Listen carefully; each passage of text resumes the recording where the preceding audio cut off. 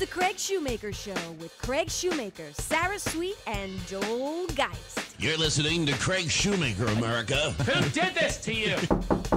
Kira Sultanovich is our guest. You are the love master. But don't you have like 17 kids? I have another one on the way. Stop it. I swear to God, Dude, a girl. you need to pull out. We get it. You're fertile. We have Eric Griffin is here. I'm glad you're here. Why don't you co-host every week? Male co-host. First of all, I'm looking around, and I need to call the NAACP about this. Got a lot of people in the room here. You know what I mean? No, this is Honky Central right now. No, we're going to get to that. It's Katie Seagal. You're going to be on a show that I absolutely love. And am I allowed to say it? Are you allowed to say it? Yeah, which show? She's got so many of them. Frangela, they're coming in. Why do you think you should be on The Price is Right? Play the Asian thing. If she goes, it's called Price is Light. I swear to God, we're a winner. I think I have created a person who would be chosen. We're dangerously close to me telling you, Francis, to go to the Price is Right with like a bone in your nose. Hey, hi, who's this? Hey, this is John Resnick. From the Goo Goo Dolls. From the Goo Goo Dolls, yes. Everything he sings sounds amazing. Can you sing Mary thanks, Had a bro. Little Lamb? Mary had a... Mary had a little lamb. Wherever I am, there is joy and laughter. Yay. No? You both? Make sure to visit our website, CraigShoemakerShow.com. So Chris said in the intro, it says male co-host. You should be our co-host every week, a male co-host. Can we get that out of the intro? That is not funny to me. I have some not funny things in there as well that I'm letting go. Like what? How about the one where I say I bring laughter and there's crickets? That's not the greatest. That's not the greatest intro in the world for somebody just hearing. Well, somebody hearing this for the first time, going, this guy's like saying that he brings joy and laughter to everyone, and then it's just silence and me saying, I guess not. It's a good point. But let's It's a good just point. let's have a protest on what they say. And how about Sarah instead of Sarah? Sarah. I like that one. Yeah, I do too. Yeah. That's kind of cute. Hi, welcome everybody. I was just looking in the monitor mirror, as I call it, to see what I look like, and I'm looking at her. Oh my God! I said to Sarah, I said, "Oh, geez, I look so old, and I look really like haggard." And she goes, "No, you don't. You look great." And she goes, and then she says, "And you just had a baby." And so I said, "Wait a minute. That takes away everything you just said. In you look great. Did you change your mind midstream and with the excuse that I just had a baby?" It's one or the other, Sarah. I either look bad, and we have a reason, or okay. So don't look at Joel for this. I know why you have him in here. It's kind of you kind of give him that look like, what do I do now? I'm laughing through that. How do I answer this, Joel? I'm going to you with this. I'm looking at you saying, what do you mean? I really look bad and haggard. Is that what you're trying to say? You look professional. That is not a good answer either. I look a little tired, right? There we go. Yeah. So the answer is I look tired and haggard, all right? Not haggard. I don't think so. Not haggard at A all. little tired. Well, You're yeah. tired. You look a little tired. Well, I've got But a you got sick extra wife, reason. She's sick. jaundiced child who's 9-10 days old. Yeah. I've got a bad football team that I'm coaching. It is unbelievable. I am telling you. This, by the way, this is probably the most stress I have. I've never talked about this. What happened this year? It's the strangest thing I've ever come across. And all the coaching and participating in children's sports, which I've done since Justin, who's 15. Yeah. Since he was 3 years old, I'm in there. I'm either coaching or cheering or something or being a parent coordinator. They have all these different jobs now, by the way. You don't just show up. You all have a job. There's the culture keeper. I've never been that. Culture keeper? But I've been yelled at by the culture keeper. What's that? That so they deal with the stands. They deal with the kids, with the parents in the stands that you're not allowed to do certain things. Like what? Well, Get excited. yeah, that's out. Yeah. That's on a list. It's like a tennis game get now. Excited. Well, it's kind of like tennis. I have to have a decorum for it's baseball. It's little kid baseball and football and stuff. But you have a culture keeper that one time I said something to the ump. I said, hey, you might have missed that one. I have it on film if you want to see what really happened. And that was a violation, apparently. And then the culture keeper, one of the parents who I know, turns back to me and says, excuse me, we don't do that. And I was admonished. And the worst part about it, I can take it, but my ex-wife was there. So it's just like one of those things where I'm going, she's just going, see, I told you. He was admonished by Culture Keeper.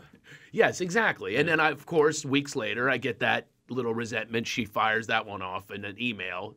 You know, you had to be admonished, didn't you? You know, you can't keep your mouth. You know, you're so abusive. You know, so it just goes on the list. Is it and then it secret? ends up in court documents. Like, who is the Culture Keeper? Do you know, or is it just some random person in the crowd and you could be next Oh, you to think them? it's like the marshal on a plane? Yeah. They don't tell you. They don't tell you they're packing. Yeah. No, you volunteer in the beginning of the year. There's the team mom, you know, there's the dugout mom or dad or whatever it is, and now you're basically wrangling cats. Yeah. And it's unbelievable. It's a whole system that we're under here. Now, when I was a kid, it was just basically you were lucky if you saw your mom for 2 innings a year. You know what I mean? Just like that showed up.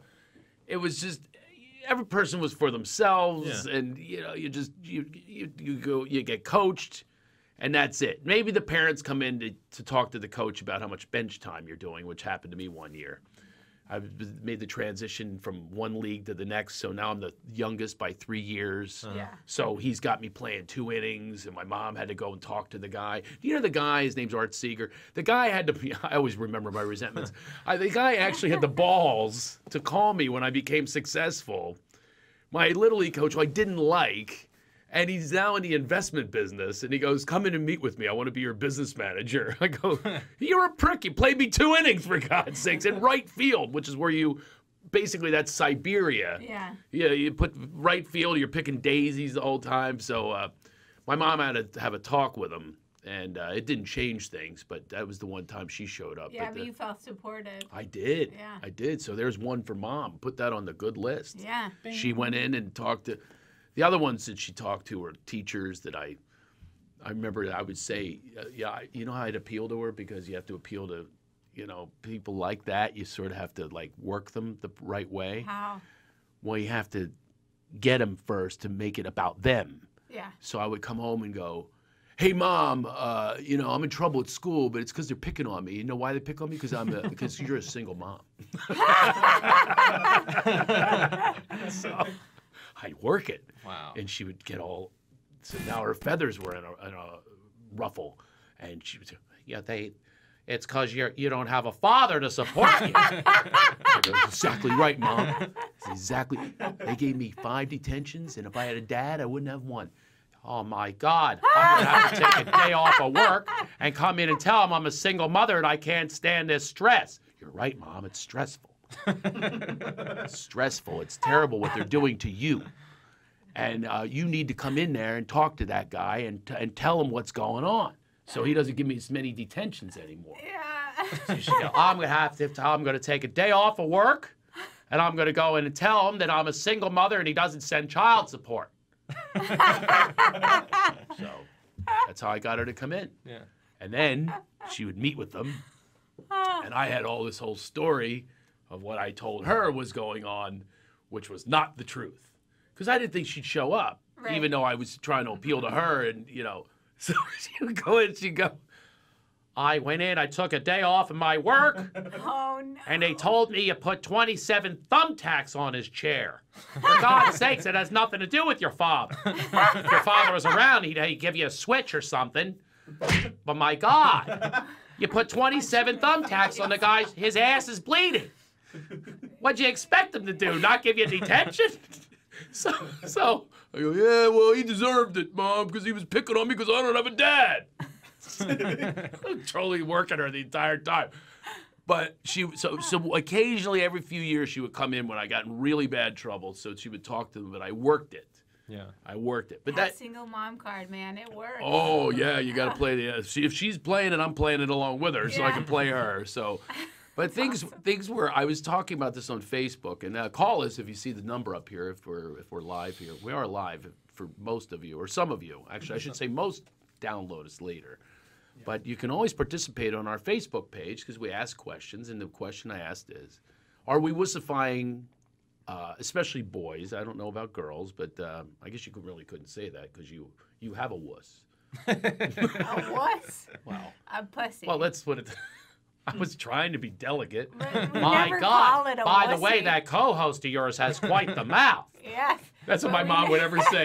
If my mom ever talked to me, she would say that. She goes, I listened to that show, and she's quite a mouth on her. Oh, no. I thought she was spiritual, is what you told me. She used the P word. Well, we never call it our wussy. I know. What I was about to say is, I've heard it called woo-woo. I've heard it called the woo-woo. Who hasn't heard it called the woo-woo? Am I the only one that ever heard it? Hey, Yeah. my woo-woo's hurt. My woo-woo needs some action. My woo-woo. Ew. I've never heard it Gross. called a woo-woo. You never heard woo-woo? No. Call us now with your vagina. Euphemisms. With your vagina. No, not with your vagina. I'm just trying to get another word out. I can't get it in edgewise with the potty mouth. So anyway, so the what I was saying is a wussy is it's the politically correct term for pussy because that's such a big P word to people. Yeah. Even though it means kitty cat and all that, but people can't. So if I said pussification of American boys, that would be like, oh. But I say wussification, and people are okay with it. So you're a wussy, which is a kind of the PG version of pussy, which pussies are. So are we wussifying American boys? I am really back on my high horse on this one because I got really frustrated. Yes, I got frustrated. Well, you all know how I feel. It's even in my Attitude available on Netflix. It's available, yes, and I talk about that, my frustration. So it came to a new height the other day, okay? I believe that you must learn from failure. You must learn from getting hurt. You must find pain to know what pleasure feels like, right? You must have some. So if we are coddling them to the point of that they have their lives live for them, God forbid they fall or fail, and then by the way, you don't have to bribe parents to go see a teacher now. We have to, they have to have a firewall to stop them from seeing teachers. I mean, they're all teacher conferences. It's 24/7. I can't even believe it.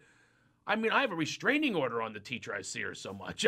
I'm constantly with it's unbelievable how much you have to deal with them, and they talk about your children, and you try to work out ways that they can do better and better homework. But the homework is that's out of hand. That we need less of. Okay, so I'm going to say that because I'm dealing with 4th grade homework right now. I can't imagine. I'm going to have to send them to new parents for 5th grade. Super. Listen, I got my freaking doctor. I got degrees and stuff. I can't even handle some of this 4th grade stuff. What do you do with your older I'm boys? like, I'm going, where's Magellan and stuff like that? I can do geography, but this is ridiculous. Like what kind of stuff? Math? Well, first of all, the English language is they're conjugating verbs and stuff already. Yeah, that's tough. Yeah, and then I have to remember back it's then. really tough. It's like how many times do you go through life? You go and you know what I mean? Like Never. you're at the grocery store going, how much is this going to cost? And now I have to conjugate the verb to ask. I mean, really, you don't have any conjugations going on, right? No. You have conjugal visits. There's conjugations, but not in this sense. So I'm a little lost, and I have to study now. So it's taking me. I Google. Yeah, Google does help. Oh my helps a God, it's a lot. parent's friend, but you have to do it when they're not watching. Yeah. It's literally like you got to go get me a glass of water, and then you're okay. And then he comes back, and I go, of course, the vortex on the hypothesis theory. See, then you come back and you try to memorize it. Well, you have a cheat sheet there, try to sound good for the kid. The Google Glass with just the readout in your glasses, so you can just be like, that'd be a great act idea. like you know everything. You know what's scary is when you realize that they're probably smarter than you. Like some of these kids. Some of this stuff they are, but it's not a matter of smart. It's what they're studying. Okay, so if they're studying something we didn't study, or B that we forgot because we don't need it in life, there's a lot of this stuff we do not need. Let's face it. I want to come up with a school where you just go to classes that you're going to need later in life. Yeah. I think that's called Called trade a school. Waldorf isn't it? school. No, not trades. Well, Waldorf, but you also have. What about classes on how to get laid? I mean, who doesn't want a class like that? How come I they am don't have that? so glad you have a daughter. I was telling my boyfriend this as I was getting ready, brushing my teeth in the bathroom. I was like, there's nothing sweeter to me than knowing that a man who has been a womanizer in the past now has a daughter. And Brian was like, oh shit, that's going to happen to me too. And I was like, yeah, because you're going to know that guys are going to want to try to fuck your little princess and wine her and dine her and never call her again. Like, you know, everything that you did to a woman, guys are going to try to do to your little Chloe, your little princess. This is why I want to have classes. Okay? On how to raise good men and how to protect themselves against wolves. Whoa. Hold on. Why did that have to turn into... I liked half of what you said. Yeah. Until you go to your reverse sexism No, because considers all wolves. I like wolves better than pigs. Well, my father sister figure literally of mine- calls me Pig. Yeah. That's my name. She'll go, hi, Pig.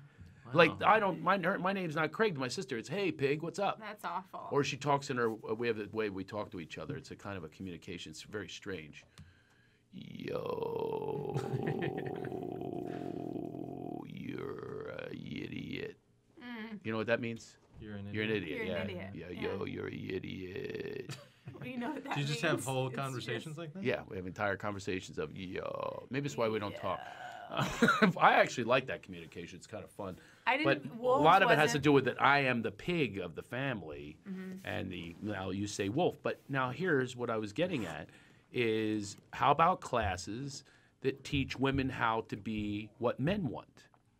I would love to have a show about what men want, and I think that you should be more curious. I am curious. What Hey, men lady. want, not in the sense of everything that we see on television, which is very cartoonish.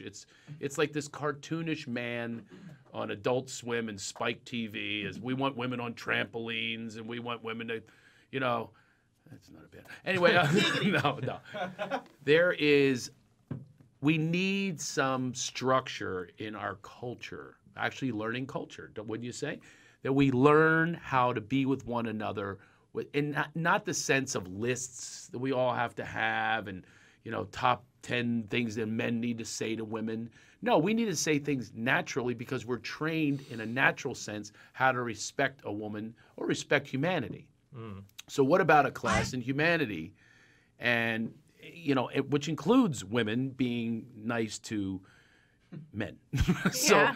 I mean, I know a lot of women that immediately assume what you just said. Wolf, Well, can I tell pig. you where the wolves Okay. thing came from? It came from a father figure of mine. Like, that was Okay. preparing me when he was saying, Sarah, when I was young until I was older, like, Sarah, men are wolves. He's like, just know that all men are wolves. Like, they're wolves. Like, they want... And my mom gave me the birds and the bees, and she said all bees are scum. But this is how we learned. Yeah. But you see, the messages are not good for connection. So what about a class in connection? What about classes that teach you how to be a human being and relate to one another, which extends into the workplace? Because men and women have to relate in a workplace, don't they? Mm-hmm. So it's not only in a dating sense, it's how to respect one another and have a better understanding and more compassion for the other gender. Oh, there should be therapy, too.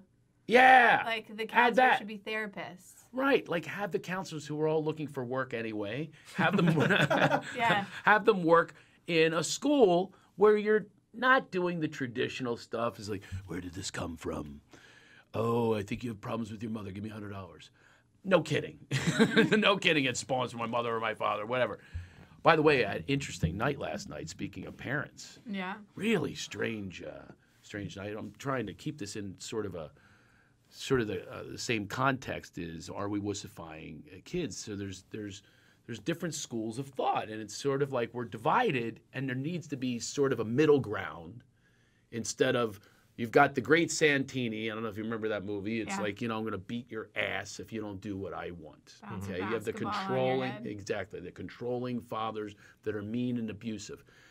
And then you've got the middle ground where it's like there's a listening, but there's a respect, and you do what your parents more than suggest that you do. And then there's the third of let the kids run wild and have no boundaries and stuff like that. Don't you think we need to come to the middle? Because right now we've gone too far to that boundaryless, do all the work for them, have them. No, you know what? My greatest Post-it notes and reminders are scars. You know what I mean? Like, my scar tells me don't go near the oven. This scar says don't ever pledge a fraternity again. You know? These are the reminders, but now kids have Post-it notes and GPS systems, and everything is mapped out for them. Their day is mapped out for them. You need to be here. They're scheduled. They're overscheduled, and they're being overworked as opposed to overworked, not in a good sense, as opposed to learning some value and things that will propel you through life on how to communicate with one another, how to have empathy for someone else. Yeah. So wouldn't you think an empathy class would be much more important than a calculus class? When's the last time anyone here used calculus? Raise your hand. Okay, you might be listening to us right now on iTunes, of which we're doing very well. I'm raising my hand not right now because none of us are raising our hand because none of us use the damn calculus. Yeah. We don't use it. Pi r squared, I don't care what pi r squared is. Yeah. We all know what it was because we memorized it. But we don't know how it applies in our life. I've never had a job where I apply for a job and go, pi r squared, how am I in? I know what that is. It doesn't make any sense. 3.14 infinity. But it doesn't make any sense on unless you're going to do something in the world of chemistry or science or something like that, then go specialize that later on in life. But in the meantime, we need a good, what's that? We're all going to have relationships. Exactly, Joel. Yeah. That's what my point is. Now, back to the wussification, ice skating. How many here ice skated when you were growing up? Did you ice skate, right? Now, how did you learn how to ice skate? Anybody want to tell me how you learned? Where did you learn, first of all, Joel? On the ice. Yeah, can you be a little more vague? Thanks, Joel. Thanks, Joel. What do you think? I'm going to actually search out where you were and investigate this or something? You couldn't be more vague in your life. And you say, on ice? I'm asking you specifically. It was on a lake in Colorado. Thank you. Yeah. On a lake. Yeah. On a lake. Mine wasn't on a lake. Where was yours? It was at the Epic Center in Fort Collins. All right. You were a wussy. You went on a rink. Yeah, I did. Okay. With a little Zamboni that comes and cleans it up. Mine was definitely like a professional lake. I mean, it was like a professional lake. Well, I mean, it was. So you're in between the two of us. It wasn't, yeah, because it wasn't like just a lake. Like the kids are out there maybe falling through. It was like zoned and like frozen. Like they had machines like kept it. What? Yeah, it was. But it was a lake the rest of the year. All right. So we're all. He's pretty much in the same boat. No, he's not. No, it's still a lake. It's still a lake, okay? They still have Zambonis and machines. You have a Zamboni on the damn lake? I think there was, Oh, God. You know what my Zamboni was? Timmy Senmac would put me on the ground and drag me across. So that my coat would be the one that was cleaning up the ice. Maybe kiss his skates if I didn't do what he told me to do. And you had a potential of falling through. Yeah. But that was part of the thing. You had to learn, not only did you have to learn how to skate, but swim. So you're multitasking. But don't you think your generation learned and they said, I don't really want my kids falling through the ice or maybe dying. So why not? But ice skating's still super fun. So why don't we do a rink where it's safe and they can learn that? Okay. All right. Well, I'll go with that improvement. Here's the one I'm not going with, okay? Okay, we can go rinks that you don't have a potential falling in. I'm all right with that. I still did learn a lot, though, from having ice that was uneven and cut and, hole over here, don't go over there. What life lessons did you learn from that? What I learned was more balance. Would you not learn more balance if you have a nice, easy, Zamboni'd ice that you float and glide on, okay? Everything's fine. Do you think that it's a metaphor for your life? Do you think that life is going to be, hold on, I'm having difficulty here with my boyfriend. Somebody bring in the Zamboni. You have a metaphoric Zamboni going on, and that's what's going to happen. Somebody clean up. Somebody needs to clean this up because I don't know how. You're saying subconsciously because we have Zambonis. We think that life should be easy. I didn't have any of this written down. I'm coming up with this on the fly, but I am starting to believe my own words. I'm believing myself right now. I think that it's too much. Stay with me. Okay, I'm following. All right. So now me having to deal with Timmy Senmac beating me up, me having to deal with the holes in the ice, the uneven ice, the hockey games that are going on, and you had to work your way in and become good so you could get into the game. Otherwise, they don't let you in. You know, the goal that you make out of a hat and someone's shoe. Yeah. You know what I mean? Like that kind of stuff. You learn how to be creative, and that's how you learn. Yeah. It's not in a book, but it's it's not like I was MacGyver, but I'm. You know MacGyver's. Okay, it's not like Yeah, he's great. By the way, speaking of MacGyver, the first MacGyver, we have to do our rest in peace here. The professor from Gilligan's Island passed away. Russell Johnson passed away this week. So Professor and Mary Ann. by the way, the first year though, I felt bad for him. You know that they were and the rest. And the rest. How horrible I know there were that two was. more, and it's There's just and two the more. rest. Just two more, and you couldn't throw in their names on the first year or two. You know, you're non-committal to Mary Ann and the professor and Mary Ann. And we all were very upset with that when we were kids. But you see, they had to deal with adversity as well. Yeah. But the adversity, I'm trying to bring this back. I'm doing my best to keep a focused show with a theme, with people calling in with the theme of, are we wussifying America's youth? So in hockey or in ice skating, I learned on Hillcrest Pond, and you had to like make your way in there, and you had to sort of be a little tougher, which helps a lot, especially if you're a boy, right? It helps to develop a sense of toughness and a sense of good feeling about yourself, because I was beat up, and then I learned how to fight. So now I have more security about myself and more confidence through the world. Okay, no, that doesn't work for you? Yeah, I'm hearing what You're you're hearing? saying. What are you, a therapist? I hear you. No, Okay. I'm trying to step into the shoes of being a little boy. Okay, so little boy, so you're scrambling, you're scrapping, Yeah. okay? I am happy with the scrappiness, because then I get to teach my children that, and even the kids that I coach in football, which we'll get back to that, by the way. Insane. Please remind me, put a bookmark on there. We're putting a virtual Football. bookmark on there, right there. Okay, we have to get back to that. Yes. I have to do an ad right now. I'm going to do an ad read. I don't like the word ad, but I have something exciting to talk about. Okay, Sarah and Joel, do you have websites? I have a crappy one. Yeah. Whoa, well, that's perfect, Joel. Yeah. And how about you, A Sarah? crappy one that I don't feel like updating it. Yeah. Okay, crappy one, don't feel like updating it? What if I told you that we have a situation here where you could have so much of this done for you, it's easy, and it's also user-friendly? My interest is piqued. Your interest is peaked. How about yours, Joel? It's peaking. I'll make it peak even more. This episode is brought to you by Squarespace. It's the all-in-one platform that makes it fast and easy to create your own professional website or online portfolio. How would you like that? You could advertise, Sarah, your living room shows. Joel, you could update it constantly with your new hair dye, whatever it is, your new look. You can bring that, Joel, on a daily basis. Look, I'm Jesus this week. I'm Game of Thrones. Yeah. All of those new looks, you can constantly stay in touch with people. The design, Squarespace is constantly improving their platform with new features and designs and better support. They have a support system. Oh, I like support systems. We need a support system. Sarah, that's right in your alley. Your Yeah. interest is more than peaked. It's simple and it's helpful. Squarespace is already easy to use. However, they have help 24 hours a day. 24 hours a day, 7 days a week. People you can call. Yeah, Wow, I love that. yeah. If you're thinking about using heroin, call them. Yeah. That wasn't in the spot. They might not be happy with that.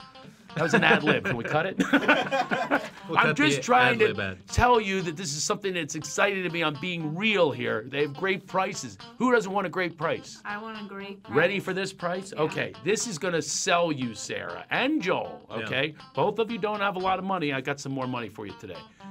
It starts at $8 a month. Oh, wow. $8 a month. What do you good. spend $8 on?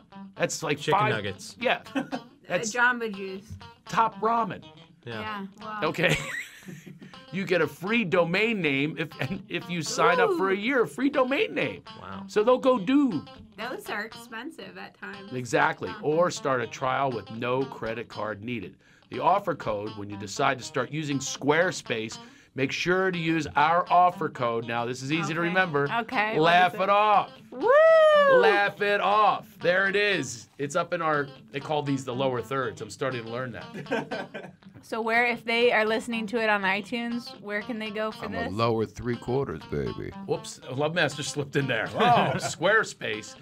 Use Laugh It Off. You get 10% off of your first purchase. Squarespace.com. Thanks, Squarespace, for your support of the Craig Shoemaker Show. I really do appreciate it. And we're all going to use Squarespace now. I've checked We it out. here It's will- very simple and Oh, great. So Joel already investigated the Squarespace. Everything you need to create an exceptional website, it's all right there. We're going to take a break, and it's a little break, all right? So we don't do these long commercials like we used to do at the old place. We're just going to stop and have a little glass of water, see who's coming up. By the way, Barry Katz is our guest, and we have a surprise, a big star. Honestly, he's a big star coming. Yeah? Yeah. I don't want to say it just in case he doesn't show up, because you know big stars don't always show up. Yeah. Remind me when we come back to tell you about the big stars I hung out with last night. I booked our entire show for 2 years from being at this party last night. Yeah, It was nice. insane. Awesome. I'm going to tell you about this party. We're also going to come back to this nutty football story for the 9-year-old. Barry Katz is coming up, and a lot more. We're hanging out here at the John Lovitz Theater, of which I'm performing here on February 1st, by the way, and so is our surprise performer. I'm going to get him to play here, too. Nice. All right. We'll see you in a little bit.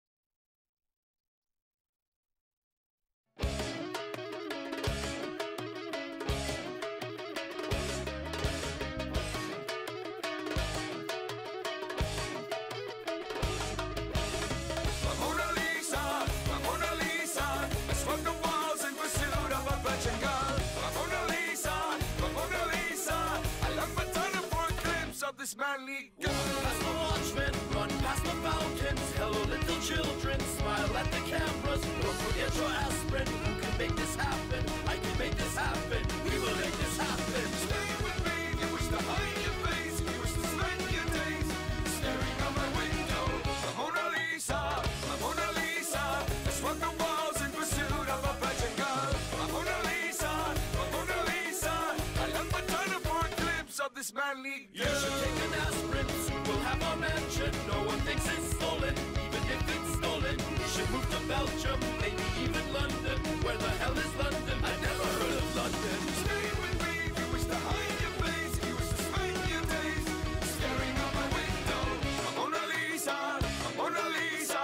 Let's run the walls in pursuit of a virgin girl. A Mona Lisa, a Mona Lisa. I let my turn for a glimpse of this manly gal.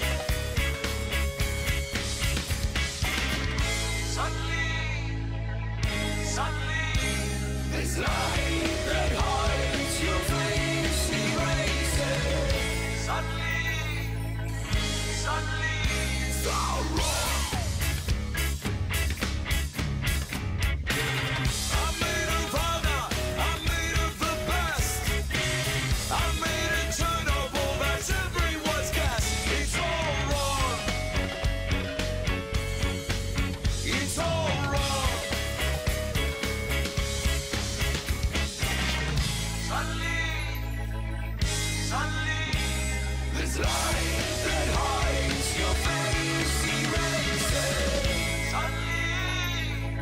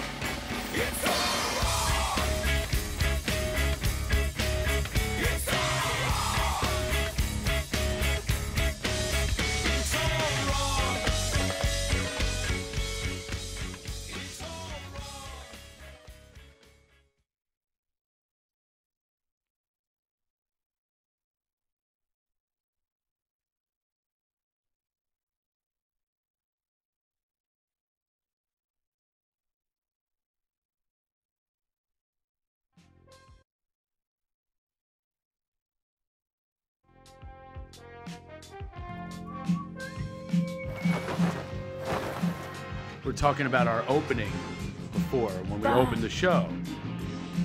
What does this music sound like? I don't know. It's like We're doing a Rorschach. We're doing an audio Rorschach A test. Rocky? What does it sound like to you? like a Rocky. Let's go. Let's go. What do you think's going to happen when this music is playing? What does it sound like is coming up? Star Wars. Really? Okay, you're going with that? I'm going with next up in the news. Could be Sounds like a hard that, news. It could be that too. Yeah, like I'm Ron Burgundy. I mean, it's a little bit Ron Burgundy-ish. Yeah, that's true. You see a movie, by the way, Yeah, I Anchorman? did. Not the newest one. Not the saw two. it. You haven't seen it? You? Yeah. Didn't I thought it was whatever. had parts that were Yeah. real funny. That's Yeah. what I Our thought boy of the first David one. Kettner was in too. that. He Yeah. did real well in it. He had a nice big part in it. Yeah, he has. We'll have He's him one back. of the four main guys. Yeah, but I thought they really highlighted his part. He's Yeah. very funny, too. I thought that the movie, well, I don't want to say anything because we want to add him on the show. Okay. That's the problem, by the way, in Hollywood is you got to watch who you criticize. Yeah. Because, you know, if you want him on your show. Last night I was hanging out with, it was the most, I'll tell you, it was one of those nights. I took Craig Gass with me to this party at my friend who lives in this mega mansion, you know, with Tom Jones. You know, we talked about that before. Tom Jones just sings in the living room. So this is a Tom Jones singing in the living room night. But he didn't tell me who else was going to be there. You should get him for our living room. Well, Tom Jones? Yeah, Oh, sure. that'd be He's fun. gonna- Yeah. Well, you could have maybe if Ileana would have come. No, if you would have called me, you called my partner Ileana. Because you're not she's old enough. famous. Because she's famous. No, because she told me she loves She'll Tom make Jones. me look good because she's famous. She likes Tom Jones. Whatever. Don't project. Because she's famous and she's your partner. Oh, I'm She's not my partner projecting because she's dick. famous. I'm being honest. Because my name means nothing, but hers Yeah, means a lot. 'cause In my Craig living is room, not we're gonna even film my friends with living her. room. Craig is Maybe not Andy even Dick friends will with her. show We'll up. fucking Maybe call Andy her. Dick will show up. No, you're not even friends with her, man, and you Hey, called her. Friends, I've asked my friend Sarah how many times for a double date. I've actually told you to pull your freaking calendar out so I can meet the guy who you're moving in with today, this Friday. Well, maybe we We'll should get just be back to that, honest. by the way. But let's get back to the other reason. She loves Tom Jones. That's how we talked about his wonderful song, These Hands. She's the only other person I know on the planet that loves that song, These Hands. So I thought she would appreciate it, but she's sick. So I took Craig Gass, who I also knew would appreciate it. And we had such a crazy night that so there's this mansion, and it's filled with like the craziest cast of characters that we've seen from like now you all think I'm old. This is like old for me, okay? The people there were old for me. Like, who was it? my God. Yeah, it was, oh my God, that guy's old. No, they're still alive. I said that 19 times last night, but it was so surreal. Like, who? Let me tell you how surreal it was. Then I went up to Dave Coulier, who we're going to have on the show. You know Dave Coulier? Yeah. From the Full Uncle, House. From He Uncle wasn't Joey. Joe. from Full Uncle House. Joey, Oh, and he's been a Joey, million yeah. things. Cut. it out. Yeah. That's what you would say. Well, and by the way, Jesse was there too. Oh, I met Jesse. him. Not only was Jesse there, John Stamos, but his drum kit said Jesse and the Rippletones or whatever they're He called. played drums. He played drums in his jam session with the drum set from the show Full House, of which I went up to Dave Coulier from Full House and I said, this is like the surreal life. And this is telling you how weird it is. He goes, hey, I was in the surreal life, which I thought made it even more surreal. And I go up to Yeah, the he guy was. who's in the show, The Surreal Life, and say this is surreal. So here's who's there. So first of all, I saw this documentary. I love documentaries about the Cowsills. And have you ever heard of the Partridge Family? Yeah. Yeah. The Cowsills were the Partridge Family. Oh, And wow. they in real life, Yeah. and the Partridge Family, they just took the Cowsills story and made it Gave it a into. better name. Were they as famous as the show Partridge Family? Like as the people in the Partridge Family? Well, the show? Cowsills were huge. I mean, Ed Sullivan show and his amazing story, and they did that. Even that play. Hair, long, beautiful hair. You know, it's hair. I know I'm not giving it much justice. I sing better than that, which we'll get to that too. So they were a really big band, and the reason the Partridge Family is they basically stole the Partridge Family, stole their identity, as if things weren't tough enough. The documentary talks about the father beat the piss out of these kids constantly.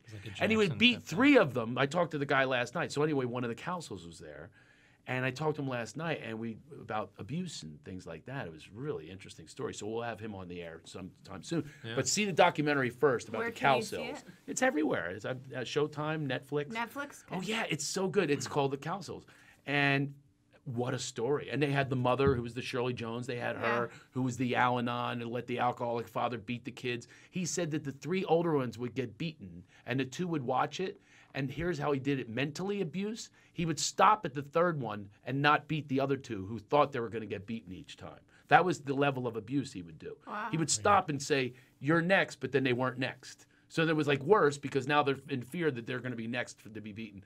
He's married to the founder of the Bengals. So she was there last night. Get outta So we'll here. have her on the show. I love her, by the way. Really had a great time with her. Wait, who? The founder? She's of the founder. Bengal? She's one of the. Which she's Bengal is she? one of the sisters. Well, yeah. There's 2 sisters, Yeah. Peterson So sisters. she wasn't like the lead vocalist. Yeah, she's one. They're all lead vocalists. Yeah, but like Hops you know got the which one- credit. Yeah. She got most of the credit for some reason. I guess. Eternal Flame probably is why. Walk Like an Egyptian. Yeah. Walk Like an Egyptian. That was her name's Vicky Peterson, and Yeah. she's married to Cal Oh, Sill. it's Vicky. Yes. Oh, great! I She like guitar, Vicky. guitar. Yeah. Oh my she God. had the deeper voice, right? She's so cool. Yeah. I just had the greatest time with her. But we got to like really cool conversation, and that was the best part about it. Was there, because So- these would have been great finds For your living room show. Yeah, now I'm over Sarah it. Now doesn't- I'm like, fuck! I wish she was there. Yeah, take my famous friend Craig. Why couldn't you please. talk her out of her sickness, for goodness I sake? would have if I knew that was happening. I would've was been like, taking her "Pull because together." Tom Jones. Tom Jones was the headliner, and I thought she would appreciate it, and plus all the other people Ileana would have man, appreciated it way would've more than you helped would. so much. I'm surprised you do know who the Cowsills are. Well, actually, you don't, but you Well, I do know know the the Partridge Bengals. Family Okay. and the Bengals. So here's another dude that I go, hey, Close your I started to introduce myself to this guy.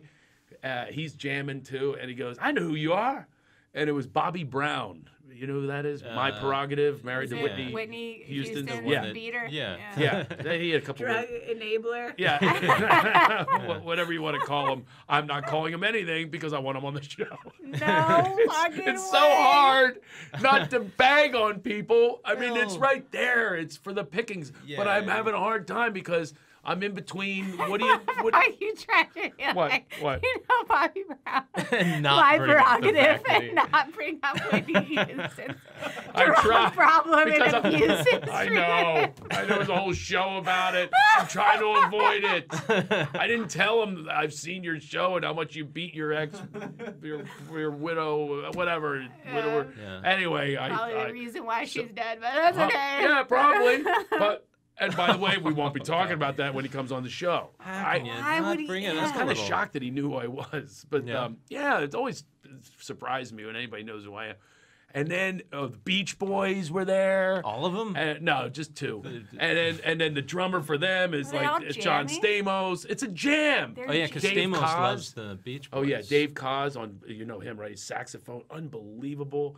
Freaking Gary Wright, Dreamweaver, one of my favorite songs of all time. Dreamweaver. I believe we can get through the night. When he's doing it, I'm going, this is freaking me out. By the way, of all these legends that were there, Monkees, Beach Boys, here. of all the love the legends, my Monkees. favorite was freaking Gary Wright with Dreamweaver. I was freaking out. I go, Great can I song. hear that one again? I wanted to like the jukebox, like put a quarter in and Did get he it. sing it? Yes. That's the thing is they didn't have any like shame or pride or whatever. They sang their own tunes. Like They I thought they did? would do other people's tunes. No. Man in the Mirror, the one who wrote that, Sita Garrett, she sang Man in the Mirror. And it was like Yeah. freak. And, oh, the Monkees, no. Mickey Dolenz did other tunes, and he That's what belted we it love out. Mickey Dolenz. And man, was he good. He's so so he's gonna cool. come in here. He couldn't come today, but we're gonna have I'm him a next Mickey week. Dolenz fan. Yeah. Oh, really? Yeah. By the way, he has a really crazy story too, like Yeah? Hollywood stuff. He was the original circus boy, and then Paul Williams, by the way, Was he there? he was going to come with me, and Paul Williams, Mickey told me we should have Paul and Mickey on at the same time. They're the same era. Yeah. Mickey took Paul Williams' part on the Monkees. It was supposed to be the Paul Oh, Williams wow. and also Circus Boy. So he took 2 parts from Paul Williams. So it's just all these stories were just coming, and then Macy Gray, you know who that is? Yeah. Yeah. Macy Gray, and it's just like you just kept turning around. Oh, here's the principal from Saved by the Bell. Oh, he's everywhere. He's I know. a weirdo. I know. Yeah. Stop it. He's coming on next week. Oh, okay. He might even stop in today. I gotta check my text. Hold on. So, I mean, were these all guests? Yes. Or was it was like my a- buddy's birthday party, so everyone sang to him, allegedly sang to him, but meanwhile, it's basically. So what surprised me is like these mega performers Yeah. still need to Amazing. perform. Yeah. That's why the It's living room amazing show. to me. I It just sounds can't. exactly like that. I cannot believe it. That everyone got up, and each one was like, and then you have I won't say which guy it was, but he's going, I don't know if I can follow this. It's like, really? Are you serious? Do you think they're gonna ask for their ticket back? Just get up there. And I got up. You did. I did. I got up. What'd you do? I jammed it out. I What'd you- did. I have video of it. Craig Gass took video of it. What is it? What'd I you took a girl from American Idol. Apparently, she's going to win. I said, she's from Philly. I go, come on, come up with me. And she was really cool, by the way. And 16 years old. Of course, I pull out my picture of my son. do? Yeah. I'm like an old lady when it comes to this with my kids. I go, Can you take a look at my son?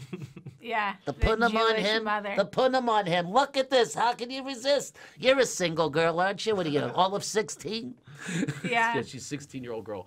And apparently, she's really, really good. And sure enough, she performed. And then I had her go up with me, and we rocked out Lean on Me. Oh, let's hear it. He'll send it to us. Okay. I'll have to play this next week when we have some of these guests on from last week. I couldn't say, look, you're going to be hungover tomorrow. Come on to my show. Do it for free at Universal. I couldn't do that. I'm going to have to take them golfing first. Yeah. So a big golfing outing. That's awesome. But yeah, it was just the craziest. And it was a living room show. And my friend is, by total coincidence, my friend is the piano.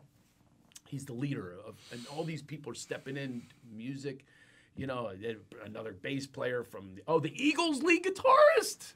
The Eagles, who I Crazy. love. You know, he does that Yeah. riff on Hotel California. Yeah. Yeah, you know, that's one of the best guitar riffs ever. Don Felder was yeah. there. And he's playing Eagles tunes, who were at the Forum, by the way, at the same exact time, Wow. which was kind of sad because they Yeah. booted him out of the Eagles. Aw. That's another documentary that I saw that I Yeah, that was a flipped- good one. Yeah, but how mean Glenn Fry was. He goes, the Eagles are, and he names the Eagles, and it's not Don Felder. And they had fights on stage, and I don't know if you saw the documentary. No. Yeah. It's crazy. Yeah. It's amazing to me to observe and watch these documentaries. Look, I am still the guy who grew up in Philadelphia. You know, I'm not Hollywood. I don't. So I'm still amazed by it all. But now that it's sort of like this inside look and complete intimacy in this situation. So that's actually kind of why I bring this here and to tell the stories is I'm letting people know what it's like to to hang with these people that we idolize that quite frankly we should. Should not. No, Yeah. no way. No, it's, you know, now I can talk about the whole masses because I'm not going to be specific, but mass-wise, my observations of this business is the narcissism level in this business. I hate to bring anybody down for people that you love and admire and adore, but I'm going to tell you, there are very few, if any, heroes out there, you know, in the entertainment world, because what propels one to stay in the business at that level is it takes a hell of a lot of ego, a hell of a lot of ego. You've got to have such belief in yourself. People have asked me, I never really made it, you know, like, you know, big. And I really do think one of the reasons is there's a sensitivity. By the way, I got into one on Facebook again. I saw that. You did? Yeah. I posted a stupid joke and 3 people attacked me. Meanwhile, it's got 800 likes, and I have to spend half my day going back at Nelson Dooley from Indiana, who doesn't even know me. I have to spend my day. This is what I'm saying. I'm too sensitive for this freaking business. I'm too sensitive. Nelson Dooley stayed with me all day. Not the people that liked and said, this is a really funny joke. Thanks for helping me through my day. No, I don't go with that. I gravitate towards Nelson Dooley. Yeah. And I know all their names, the mean ones. I know their names because I get involved. You know, it's what I come from. But I am not propelled by the same things that people have asked me. What do the famous people have in common? Extreme narcissism. Extreme narcissism and a tunnel vision focus for the goal. A tunnel vision. And what that tunnel vision does is they will get to know whoever they need to know. There's an agenda when they're talking. A lot of the people in this business have an agenda while they're talking. I'm going to get to know this one because he's going to introduce me or produce something or get me there. Yeah. And They it does all breed think this. greatness, but it has side effects, obviously. That's exactly right. It breeds greatness, but it has side effects. And some of the side effects are debauchery. We talked about last night, me and Craig on the way home, but we know people that if anyone had any idea what some of these stars do in a sexual nature, I'm not going to tell you, but there's this one superstar, I won't say his name, and he was like flirting with the bartender. She goes, oh, you're really flirting with me. And he goes, I want you to bleed. Yeah. And then she said something else, and he goes, I'm going to choke you. And this is a superstar. And what I said to Craig at the time, he was telling me the story, is I know lots of celebrities, the big mega ones. Here's the deal. They can have anything they want. So it's like straight sex with the same wife. Let's flip it over. What's that going to do? You know, they did that when they were 17. Way past that. Now it's like bring in some animals. Hey, we need special effects. It's like, yeah, CGI a penis for me. Yeah, there you go. Hello, Flicka. I mean, really, they are just go. That's why most are bisexual. It's like bring in a dick. The human penis is a beautiful thing. Yeah, it's a beautiful thing. But you know, I think it's part of the reason I don't quote make it further is because I can't go there. I'm a little normal. You know what I mean? Like, but they're freakish. And they do freaky stuff like that megastar. He meant it. He just met her. He was talking about. Was this last night? He wanted her to bleed, on him, and just like, I heard about this superstar that has women, take a dump on a coffee table, a glass coffee table, and he goes underneath. I mean, just like that. And he's recording sound. That was actually from him. So, no, I hate to say these things. It's terrible, but I've known. So I asked Craig. I said, Craig Gass. I said, do you know anyone before they made it and now after? And what do they have in common? And I have a few that's what they have in common. It's like they know that their goal has got to be the next, as opposed to my goal has now become the now. Yeah. Whether it's today I had to take care of my wife who's sick and take care of the baby at the same time, and I'm getting the other two off to school and feeding them breakfast. That's the now. I'm not going, I wonder if my 15-year-old Justin might know somebody that could get me a sitcom. You know what I mean? It's like these thoughts don't even enter, but they are. A lot of the superstars, this is what they do. And it's sad, though, when they're, when they pass that time and they're still trying to live that way. You know what I mean? They're still still in there kicking around. You know, the next corner might have something for me where I can have a resurgence of my career. And it's sad to think that you enter into a business and a career with dreams and hopes and faith. And someday that your insides will feel tickled and pleased and happy and serene at a place of peace. This is what you think you will get from adulation, people holding up lighters.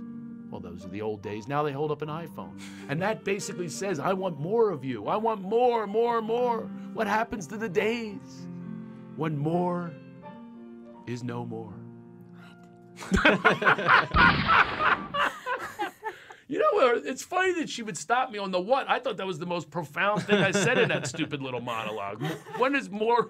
I don't forget what I said, but I thought it was very good. Play it back later. At the time I said it. Can we play it back? I thought it was very profound. You know, What happens when more is not more? What did I say? I don't even know what I said. I don't know what I said. Well, I will show you my. By the way, a lot of this stuff does have to come off the cuff because.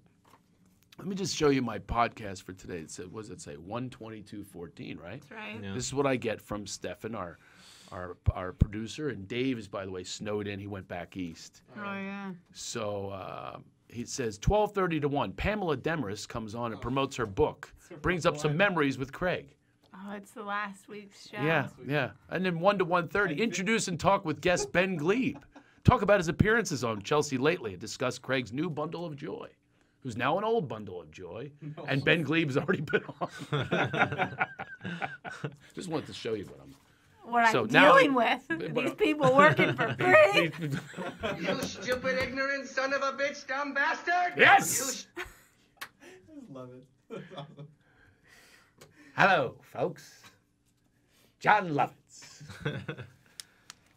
Incompetence. So we have Barry Katz. Talk about competence. I have a superstar coming in also. A superstar? He's a superstar. That reminds me of this cartoon I used to watch when I was a kid. Snooper and Blabber. I love them. Hey, Snoop, you're the greatest, Snoop. Yeah, Blab. Yes, Snoop. Snooper blooper. He's statistic. It sounded like that. It's close. Never heard of these. 2 minutes.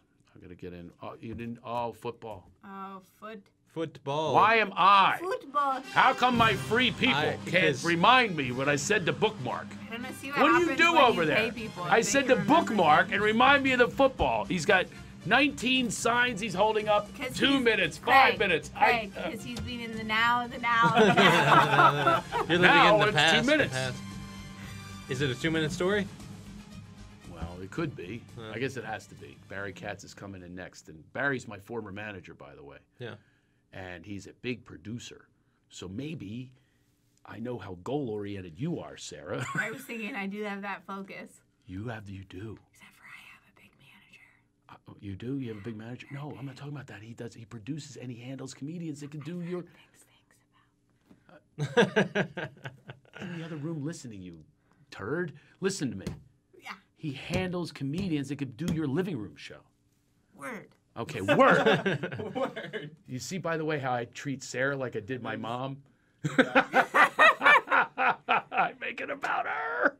Now, what does he want me to do I did in the this same thing I did with my mom. situation? I am not grown up. I'm doing the same exact thing. I just What do did. you I get just out of did it. this? I don't know. Yeah. We're gonna have to get down to that. I actually just That must did the be same. something. That reminded me of going to my mom. Hey, they pick on me because you don't have a husband. That's why they pick on me, Mom. Oh, my God. And then with you, Sarah, they could do your living room show. I need more people. Word. Fantastic. Thank you, Craig. Yeah, but I'm Those curious words what never you come get out. from me. Okay. Thank you, Craig. Okay, so it's football.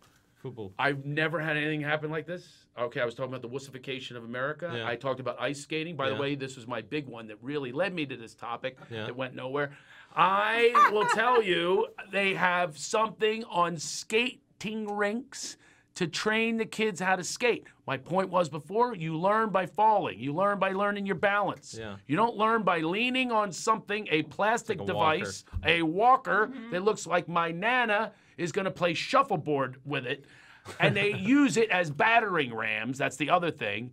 And you should see me, every picture of me skating with my family as my eyes are rolling. They're these freaking things. And you know I wanted to take them out. Yeah. I'm reporting them like a jerk. I was going up to the guys in the red who skate around, to work for the thing. I'm like, I go, hey, bro, what's up with these kids? This kid's too old for this walker. That's either for someone 90 or 2. And he's using it as a battering ram. I'm trying to teach my kid how to skate the real way. Yeah, did you not let your kids have those? No, I won't even let them use the wall. Yeah. I had them off the wall. I felt like Jack Nicholson. You're off that wall. You don't need that wall. You see, your kids are not going to be wussified. No, they're not. That's right. Barry Katz has wussified kids. I was just looking for a segue. They might be. Does he have children? Yeah, he's got 2 boys. We've actually hung out. I've hung out with him and his boys. We'd like to talk about that. I'm going to tell you something. I'm going to preface something. He might be listening to the other room. The one thing about him that does not jive with our show, he does not reveal himself. We're going to see if we can do that. Ooh. Yeah, see if you can do it, Sarah. Can do it. You can do it. Us as a team, Sarah. Let's do it as a team. We're a team. We're a team. Let's go. So you just bumped me, We just baby. pounded So it. yeah, he doesn't go deep about himself. He deflects. Watch him deflect and watch me try. We're gonna play that game right after this. Sweet.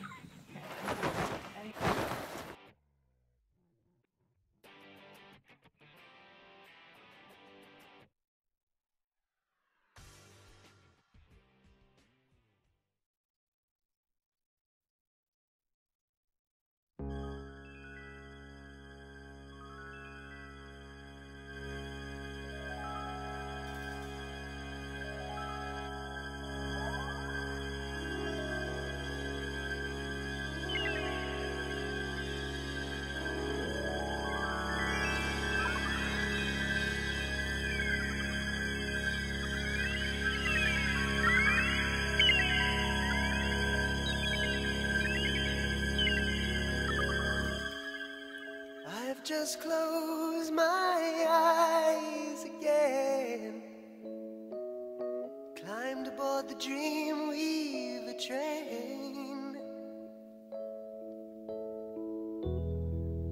trying to take away my worries of today and leave tomorrow behind.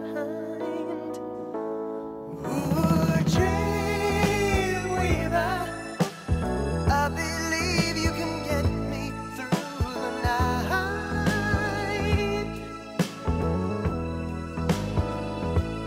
Ooh, Dreamweaver, I believe we can reach the morning light. Fly me high through the starry skies, maybe to an astral plane. Cross the highways of fantasy. Help me to forget today's pain. Ooh, Dreamweaver, I believe you can get me through the night.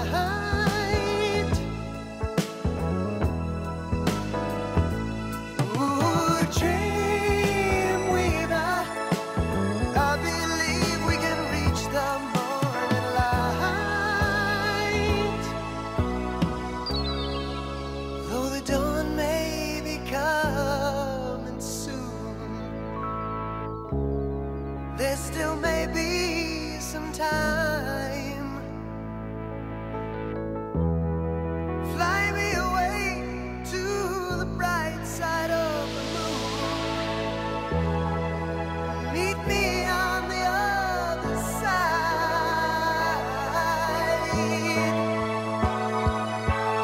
Ooh, Dreamweaver,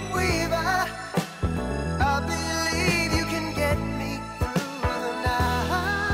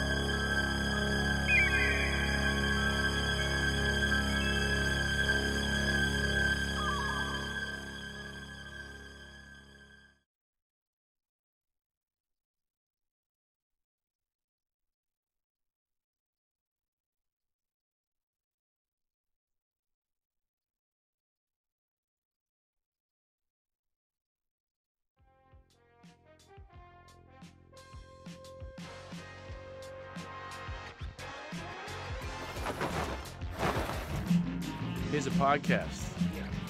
Our guest has a podcast, Barry Katz. Did you He know that? does on what? It helps management podcast in the. We'll find out. The inside. Definitely, you shouldn't be the spokesperson for it at this point. I will be. Industry Standard, it's called. It's yeah. about the industry of Hollywood, which we'll find out more about it when Barry comes in. I did read a blurb. Should I predict what he's going to say? When you ask him about me in the 80s, he's going to say, "He's unbelievable. He came to Boston and he killed it. I've never seen anybody slay a room like that. He was amazing. That's my new favorite impression. He was amazing, phenomenal. He came up to my room and all the Boston guys didn't like him, and he came in like a stranger in the night and just slayed them." So my prediction is he's knocking now. Someone's here. Did he hear what I just? Did he hear? Was he able to hear that? Yeah. His introduction? No. Oh, good. Hi, Barry. Hi, Barry. Look at the music we gave you. We already did a hug. Are we gonna do it? This is like Duck Dynasty. We're doing a retake. I love a scripted hug. We're doing something. Hi, Barry. Her, you should give a hug. I Give don't you the know. Hava Nagila. I don't know her. I love that. I haven't heard that since I was I had my bar mitzvah. Come on. Not at your wedding? You didn't have it at the wedding. That's right. When they lift you up on chairs. on the chairs. Yes. Yes. You're a little big. That'd be a little tough. But It was tough. Was it? I needed extra. I was like you needed pallbearers to lift me. It was kind of He auditioned him, knowing him. Yeah. Can I see your arms? So, Barry and I go back I love it. a long way. How far? Do you remember when we met? I do not remember when we met. I blocked that out of my memory. I'm sorry. Seriously, Barry? Could you refresh my memory? I do remember where we met. I was booking a comedy club called Play It Again Sam's, which was a movie bar. This is before there were actual DVDs or video. This guy had the innovative idea of having movies that, so the movies that just come off and become DVD or VOD, he would buy them and actually reel-to-reel, well, what do you call it? Not reel-to-reel, but in the cans or whatever. He would buy them, he would project them in this huge movie bar with couches. Oh, wow. This wasn't me. This was Play It Again Sam guy. And then there was a restaurant, there was a bar where there was a little guy playing guitar in the corner, and downstairs was the comedy club that I ran. In Boston. And I took over when I was in college, booking this comedy club. I didn't really know what I was doing, but there was such a plethora of great talent in Boston, like Stephen Wright and Lenny Clark and Bobcat Goldthwait. Yeah. But I'd heard rumors about a guy from Philadelphia who was a really killer act and who was just an amazing act. And the Boston acts were cerebral, but they were forceful. Okay. I mean, Stephen Wright was there, but there were a lot of guys because comedy was born out of the bars in Boston. And so when you perform there in a place, the Celtics game would be playing at the bar and it'd be on. Yeah. And you're going to be in the middle of your act and people would be cheering for a goal of the Bruins game or something. Right. Yeah. And so I knew I wanted to bring somebody in that was, powerful. And one of the first guys they ever brought in from the outside, and maybe the first guy, was Craig. And I'll never forget, it was a different kind of comedy. It was a physical comedy. He had this thing about him where his body was very malleable. He could just move in any way. I'm right here? Yes, By the but way. I'm talking. Sharing the story with me a first time. I'm trying to It's kind of awkward for me. I'm hearing about me, right to me, but not really to me because he's looking at you. I Okay, think I'm you're right. you're a performer. Angle your chair a little bit. You were right. The camera angle's not working right now. Oh, you got the top of my head. No, not that. Look, there it is, right there. Okay, The just side. angle a little. Where do you want? Well, how Right am I like supposed that. to look at you when I'm That's doing perfect. That's this? perfect. Why don't you sit here so I can look? This is the craziest setup here. You got these lights here. They're like little heat lamps from 1972 that people tanned with here. This is bad. It's like you got a green screen And here by that the looks way- like it was ironed by a deformed one-handed person. And And we're on reel to reel. And you're on reel to reel, so it's very, very So, strange. And now I'm staring. I have to be like this, looking at an empty chair and talk to you. This is crazy. Look. I want to tell you a quick story because I'm going to go this way because they're looking at my head. I'll tell you why. I'm going to tell you a quick story about this. Why I am sitting the way I am. Why I'm not going to sit that way. You want to hear why? Yeah. Okay. Yeah. Sure. Dane Cook was doing a movie called Mr. Brooks with Kevin Costner. And I flew down to, I think it was Louisiana where they were shooting. And Dane Cook, he manages. I managed him for 17 years. And so I go down there and I'm in the Video Village. And it's my first time. I took a cab. I walked down in the Video Village the first time. And I'm watching a scene with Dane in the car with Kevin Costner. Mm-hmm. And the Video Village, for those who are listening, the Video Village is a understand. place where the director sits and the producers, and they look at the shot of the camera, if there's multiple cameras or whatever, on monitors with headphones, which they call cans. Mm-hmm.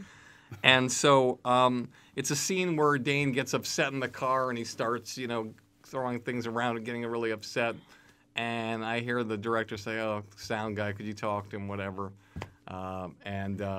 Sound guy goes to the car and leans his head in the car and says something. I can't hear what he's saying because it's a quarter of a mile down or whatever, 100 yards down.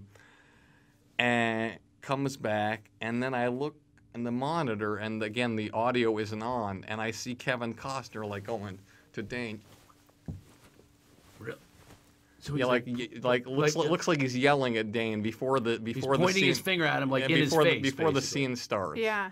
And then they finish the take, they cut, check the gate, which for those of you who don't know, check the gate means you check the hair or see if anything's in the frame or whatever before you move on. Then to you the have to next scene. actually shoot it over again if there's a hair in the gate, because you don't want the hair on your film. Okay. So this is a long story, and I'll promise No, I'll wrap no, it we up have because an hour, this Barry. is important for the shot that you have here. Okay. So when Dane finished, I asked him, I said, "Why was Kevin Costner yelling at you? I don't understand. I mean, why would he yell at you like that?"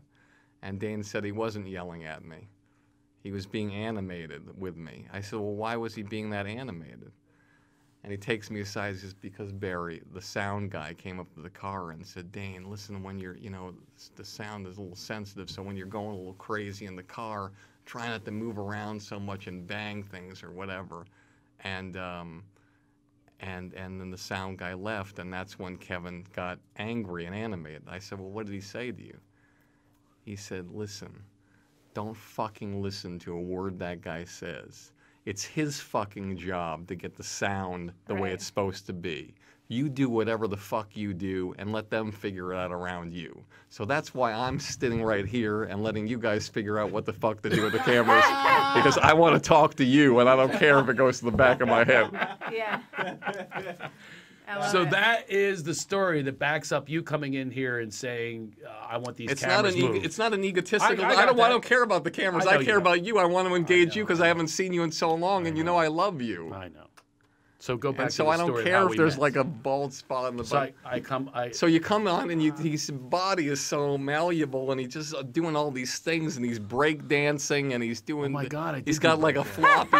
He's got like a floppy hat on. Oh my God! You remember And that too? and It he's was like a Barstool cover. And he's like killing. I mean, like killing. Like in the Boston comics are in back going. Dirty, rotten world. I hate this fucking business, fucking boat axe they're bringing in here. Cocksucker. I do stand up. What's this guy doing? Dancing? It's the first I'm hearing this. So That's why I'm retiring from the business. You are retired? Yeah, I announced it. Yeah, this year. That's My last year. fantastic. I wish I could retire from the business. Why can't you? I was actually going to bring that up today, Barry. You can when bring is up enough anything. enough?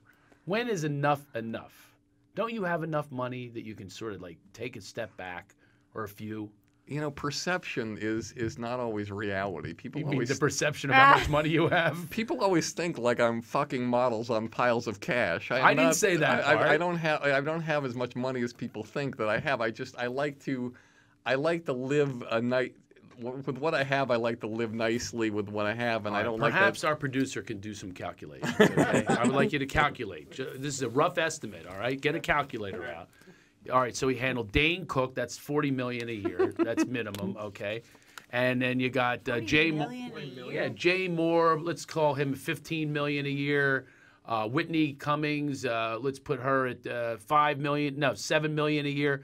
Frank Caliendo. Let's put him at $10 million a year. So total that up and then take 10% of that, and that's how he's banging broads on a pile of cash. He's not. I know you're not doing that with. The I money. represented you too. What is that calculated there? Yeah. Are you serious? I wouldn't get you. I don't know what that would get you. A massage, a Thai massage for 40. I just passed 40 a an place hour. like that and wonder if Exactly. that was one of those places. That's what Craig Shoemaker would get you. That's why you don't work with me It's anymore. not bad. That's satisfying. Yeah, I made okay money, but it was like it wasn't your. I used to I say wanna about Barry, like he had me and Dane Cook at the same time. And I said, if I was, what was I saying? What was the thing I used to say? I said, if I was dying on my deathbed and Dane Cook lost his luggage in Phoenix, he'd be on the next Southwest You gotta flight. go where the money is. Exactly. You know? He'd be going for the next Southwest flight. Yeah. How can I help you here, Dane, in finding your luggage? But one of the things that people Now Ben don't really Glebe, you handle him. Yeah, but one of the things I love, Ben, but one of the things that people don't realize about What? you, maybe you don't talk about it as much, but I can share a unique perspective. By the way, into you. $7 million you made last year. That's what we estimated. Okay, go ahead. So what people don't realize is what? I did not make $7 million last You made year. more than that. You produced Last Comic Standing. I didn't even throw the production in, by the way. He produces things, okay? The podcast is the only thing you don't make money with, And which we'll one get of- to that. and- And that's the most and pleasure you most probably have. pleasurable thing See I how do. that works? Yeah. All right, we're That's gonna get why back I'm to that. here, because that doesn't pay me anything during my lunch break, but I wanted to see you. I wanted Well, to make no, a we have a difference. fun hang here. By the way, we go very deep with our show, which I know you don't like to do, but I'm going to try. I love going deep. You do not. You're the biggest avoider I've ever met in my life. Well, let's go deep with you for a second. Okay, see, that's what he Yeah, does. He please. deflects. He does what I did with my mother. It's off the full circle. Let's, I used to say with my no. mother, what I would do to get her to come to school to see me and like deal with my truancy and my delinquency is I would tell her, Mom, they pick on me because you're a single mother. And she goes, they do? I'm going in there and talking to them. And then I got my attention. And that's what you do, is you reverse everything. You go, let me talk about you. All right, so go ahead. Continue on Because about I me. want people to know that, you know, about you, because you're an anomaly in a way, at least when I did work with you. Because for I haven't those changed. for those of you who don't know about Craig, is like he was this fascinating guy in the comedy clubs where there were about, I'd say, 6 to 8 markets in the country out of God knows 212 markets in the country or whatever. 6 to 8 markets where Craig was as strong or stronger. Like you could have put the strongest comedian in Irvine in a week and have him in a week, and he'd sell out every show every time, all the time. And it was an amazing thing. And one of the most amazing things about it, and this is where you're going to probably reach over and strangle me. No, I'm good. Is that normally comedians who move that kind of a needle and get that kind of a crowd are ones that are evolving with their material. They go in, they do a set. The next time they come in, they do a completely different set. The next time they come in, they do a completely different set. But not you. You would go in and do the majority of the material that you would normally do that they came to see. It was like you were doing. It's like you were Springsteen doing the greatest hits. Well, you took the literally And- you went and- inside of my brain just now when I was waiting for that pause. I was going to say Yeah. Springsteen has And- always been my idol since I saw his concert, and I said that's what I want to do. I want to go that's- tell the truth on stage. And that's what you do. But the thing is that you'll find in the world, there's certain places you can get away with that, and sometimes it works. But after a while, it doesn't work. And Well, your people fans, want it best of. And your fans Along sometimes with expect an more. amalgamation of new stuff. Yeah, and so I think that's one of the things that that I think people don't know about you is that you were. I don't know what you're doing now, but when I was working with you, those 6 or 8 markets, you were one of the most successful stand-up comedians in the country, by bar none. And you used to make. You talk about money. When you're talking about my money, I'll talk about your money. You used to make like literally like 35, 40,000, sometimes more than that a week in places where comics who had more credits than you were making like literally Because they base it 20% on of that. draw, they don't base it Yeah. on They don't base it on your name. They base it on draw. It's asses in seats mean And so, everything. and that's what, and that's As soon what as you you were don't put doing. asses in seats, your best friends. Like one of Bill Blumenreich, I'll never forget. I was like hot and Bill is like a great promoter. He He's a now promoter promotes and- like the Rolling Stones, but he also does comedians. He does everything. for years. It's amazing. But this gives you an example of how this business works. Is I was tight with Bill to the point where he sent me knives. I'll never forget. He sent me knives for Christmas. Yeah, that's very nice of him because I was on that list of the people that were packing his room. You put 3 less people in there, no more knives. It's Yeah, like well- you're off the list. That's the way the business works. Well, we were talking about it but earlier. That's why people are constantly evolving, and that's why when you do this show, you gain more fans and new fans that you're doing. Look, the podcast that I didn't do it for like 2 years because I thought I worried about what I tell every comic not to worry about, and every artist not to worry about. Don't worry about what other people think. But I was worried about what other people would think if I did it. Yeah. And I just wanted to make a mark. I wanted to inspire as many people as I can because when you manage, you really only can make your mark for one person. But the podcast that I've been on, it's like 2 million people have listened to these things. You get emails from all over the world. You get calls. It's craziness. Yeah. And so and I found that you could make an impact on more than one person. Well, funny you should say that. The intention, the very strong intention from this show, even from finding Sarah, was to You found Sarah?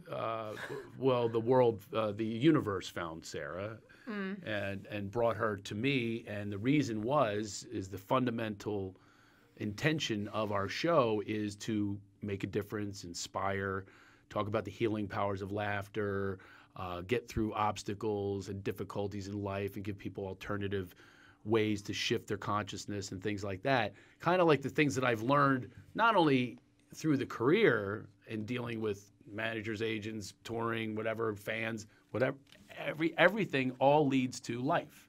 Is like, how do you live your life? So we try to do that on our show. It's been much of a part of it. It's called Laugh It Off. Find the humor and find the funny in things, and then help people. It's fascinating you say that. Give them tools. It's fascinating you say that because permission to speak freely. Sure. Yeah, the entire time. Because there's something about you. There's like a darkness about you, yet the light. But there's a real heaviness about you in terms of it's like not only your body language, how you carry yourself. Do you but know there's watch? He's talking to Sarah right now, not me. He was not looking at me. But there's an incredible light and charisma and power about you. But just the way there's something going on that you can tell is like, so you talk about the power of the show or whatever. Right. It's like you're the example of the side where, I could be wrong, but it's like everybody has a level of darkness and heaviness and everybody has an amount of light. And when I'm across from you, I feel the struggle between the light and the darkness.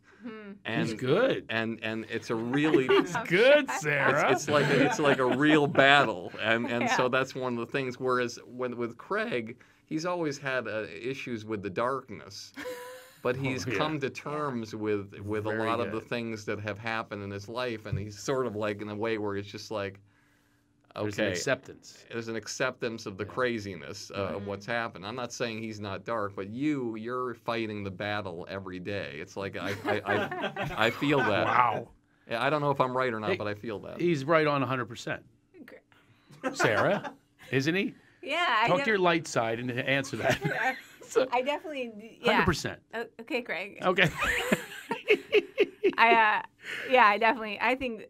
feel that struggle, and I definitely feel like there's especially right now in my life, I feel that there's this transition that's taking place in my life that I'm not quite sure how to do, where it feels like maybe kind of more the darkness, or what I've kind of said is like this little girl transitioning into learning how to transition into a woman, and it could be my age, like being in my 28, I'm 28, that it's learning how to exist in that. And I think even the body language and stuff has definitely been a form of protection for myself of, staying quiet and staying in that heavier space until I feel free to be more myself. Well, this is the thing. Can we talk about this? Yeah, please. This is, sure? I'm uncomfortable. You sure? Do you mind if we talk? 1 second. I am Sidebar. uncomfortable. I told you. What? He not only did it with me, now he's doing it with you. We're going to get to him when there's 1 minute left. No, you won't. I warned you and I told you. No, you won't. And he's got you. He hooked you. I think it's great. Just give me But 5 It's exactly what we're talking about. Craig, he's healing me, so let's get I just said I think it's great. By the way, Barry, what you're doing and saying is I couldn't agree with more. But you're also talking about, let's be honest, you're like me, we're the same age.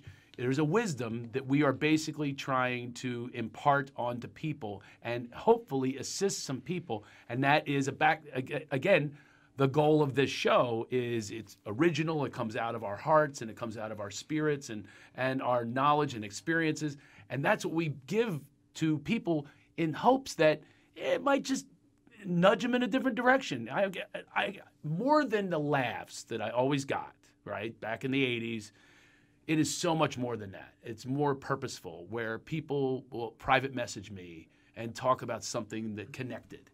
And to me, far better than masses, far better than adulation, far better than applause, standing ovations. That means nothing to me anymore. It's so meaningless.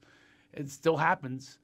And again, I have evolved my act also, but this is where the real evolution takes place. And you're right on with Sarah. By the way, we've had shifts on this show, even with one another. Mm-hmm. We've had these shifts because I'm totally in tune with what you're saying. This is like us when we're 28. That's what you're projecting, like what was going. I'm coming back to you, you bastard. I am going to come back to you at hell or high water. You're not going to do this. You're not going to deflect. So, Sarah? Can I just take 5 minutes to please. talk about Sarah for a second? Take 5 minutes. Because I think this is important. Okay. I do too. Because you talk about making a difference. It is. And it was a sidebar just to affirm what you're saying and allow you the space to say it. Okay. Even though we're coming back to you, I think this is wonderful that you are doing this. Is what our show is about. You don't even know what our show is about. I'm just letting you know. Go. I don't. Go, Barry. All right, Sarah. So Yeah. first of all. Yeah. The first thing is this. Mm-hmm. It's easy. This is the easiest part. If you pretend you have all the money in the world and the health of yourself and your family and your friends, but you have to go to work every day doing something for 40 hours a week or 50 hours a week, what would it be? You have all the money in the world and your health and everything, but the world says you have to work at something for 40 or 50 hours a week. Yeah. What is it? It would be. Yeah. Take that music off. It's stressing me out. It would be. Do you see that she is a stressed bird over here, Angelo? You got to watch what music you play. Any Enya? Do you have any Enya so she can break that up? There's like 700 Save people the working whales, save here. the What do you? whales, What? save the whales. I Go don't ahead. understand. Say the whales. What's the answer? Yeah, I would be definitely doing in alignment with what I'm doing now of creating different projects in multiple mediums. And, Great. yeah. Okay. So, taking aside what you're going through personally, Yeah. if you'll oblige me, Sure. and then we'll talk about me. Yeah. So, if you can just separate the personal and the professional, it's really hard to do. But if only you know how you are. Everybody knows how they are in private in their own home, and everybody does things in the privacy of their home which they wouldn't want videotaped and shown to other people. I won't get into what I do, and we won't get into what you do. But you're doing a little bit of what you do personally at home here. And the thing is here, if you're going to be what you want to be, you have to be a leader of men and women. You have to walk in and own everything. And I noticed when I came in the room, and I don't know if it was on camera or not, Craig said all these wonderful, wonderful things about you when you came to town to do whatever, and you literally, your posture went into like the letter O, and you turned your head and you looked down and you sort of literally ran away from that when somebody's saying. People need to know of you as a force, a force of nature. They need to know that you're going to lead them. And I'll tell you one last thing, and then we're going to talk about me. Personal relationships are like business relationships in this way. All women in a personal relationship, and Craig will attest to this, the number one thing at the top of the chart that everything cascades down from is safety. Feeling safe. It doesn't matter if you're a girl, you're in a relationship, you go to the bathroom at 4 a.m, you fall in because the seat is up. Right. That's a lack of safety. Or if you call a hotel where your boyfriend says he's going to be and he's not there and you're like, what the fuck? Or, those kind of things. It's all about safety. It's reversed in our business. When I come in here, or anybody comes in here, or you're doing this business, you need to make people feel like the woman in the relationship safe. Like they walk in and they feel like, wow, everything's going to be okay, instead of like, you know, I'm going to like go over here and I'm going to like, I'm going to retreat. Yeah. People want to, just like you're doing with me now, you're wondering, I'm engaged. I'm like, my God, it's like, this is powerful. This is somebody who's got it going on. And it's the same with your writing gigs. Yes, writing great stuff is wonderful. There's people in this town listening to this podcast that are great writers. They can't get a fucking gig because they don't know how to walk in the room and own it and make the person feel safe who's making the decision. It's that way with acting, or if you're... And that way with acting, and we could talk about that with Craig with acting too, because I have a lot to talk about him with acting and making of course, people deflect some more. I have a question though, before we go back to him. Yeah. So I've noticed, there's some amazing things that are happening in my professional career right now that terrify me, you know, and it kind of is coming out. Like, it's the biggest things that I could... Okay, time out. Do you ever notice Tom Brady going to a huddle saying, hey guys, you know, I'm a little terrified right now, but I think we can go down the field and I think we can win this, but I'm really terrified. Yeah. Terrified and success go together like the words Kmart quality. They don't go together. So I'm going to tell you something strongly. Cut the shit. Okay. There's no room for terrified. It's either I'm going for it and I'm going to make it and it's going to happen and I'm confident and I'm ready. And by the way... Or then get out and go into another profession. And by the way, similar to the guys in the huddle, I've been on the other side of the camera. I've been, produced a few things.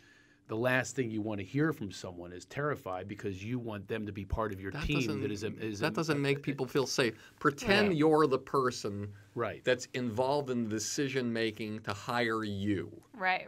And you're tied with somebody. If you're tied with somebody who's not terrified. And I got to write checks. I got to write checks that I'm responsible for, and I find out that that person is terrified. Do you think you're getting the job? No. No, the person who's not terrified, who walks in and says, hey, I can't wait to get in here. I'm going to fucking take this place by storm. I am so confident. I'm going to get here before everybody gets here. I'm going to leave after everybody leaves. And I'm going to I'm going to be everything. I'm going to exceed all of your expectations. And I'm going to pretend that you have the highest fucking expectations. Yeah. You know, I say this about football. Like, in Cincinnati lost to San Diego. Andy Dalton had won 8 straight games at home, the quarterback. He loses to San Diego. All the talk shows, all the newspapers, is Andy Dalton the quarterback for us? If you have to ask yourself whether somebody is the quarterback for you, well, he's not the fucking quarterback. Yeah. So you don't go to Denver and say, is Peyton Manning the quarterback for us? Right. He's the quarterback. And everyone knows it. Everyone needs to know, in this career-changing thing you're going through for, Sarah is the person for us. There are no doubts. It is done. There is no doubt. She is the one. There's no vibe that anyone's terrified. Right. She is a leader. She's going to carry us on her fucking back. Wow. Yeah. And if you go with any anxiety, anybody listening, any job, I don't care if you're Herb from accounting, if you go into anything with terrified or anxiety, I've never known anybody to be successful, who's terrified, or who can do their best work. Can you imagine doing your best work on the podcast? The guy with a knife is like this, I'm going to fucking kill you, Craig. Yeah, we're here on the podcast, and we're really making a difference. You're not going to do it. Let's all meditate together. Yeah, no, that's awesome. That so is what please, I needed to hear. Yeah. cut the shit. Yeah. Pretend you're in AA right now, and you might be. Pretend you're in AA. And pretend today is you're getting your chip. 1 hour, no terrified. Okay. And every hour, go with not being terrified. And every time the terrified comes in your head, say the word cancel in your mind. See how many days you can go. No anxiety, no terrified. And you will win. And you will call me and you will say, thank you, Craig, for bringing this large Jewish man in here and taking me to task before they rip me into asshole with these questions right here. So yeah, no, that was amazing. I really, really appreciate it. I appreciate you. I'll be honest. I called him right before the show and told him, I said, "Can you handle Sarah? Because I can't. I'm trying to say things to her." No, I thought. I mean, again, Barry, in a complimentary way, that what you just did and said comes from a person who has wisdom, which is gained from experience. And it's also, we talked earlier about the wussification of the kids today. And the one thing that you're not doing for them you're not doing them any favors by overprotecting them and not giving them boundaries and not being clear what the boundaries are and executing those boundaries and things like that. So just to bring this back to that topic, that's, I think, what Barry's also saying to you is you have to go into things with confidence, and he's sharing that wisdom with you on what you've learned from all of your failures. Now let's get to your failures. And we will. I I want to get to my failures. I want to just say this about your kids and my kids. Yeah. One of the biggest things for those of you who have kids out there today, there's only one area of the world for our kids where us in our generation were better prepared and better suited for the world.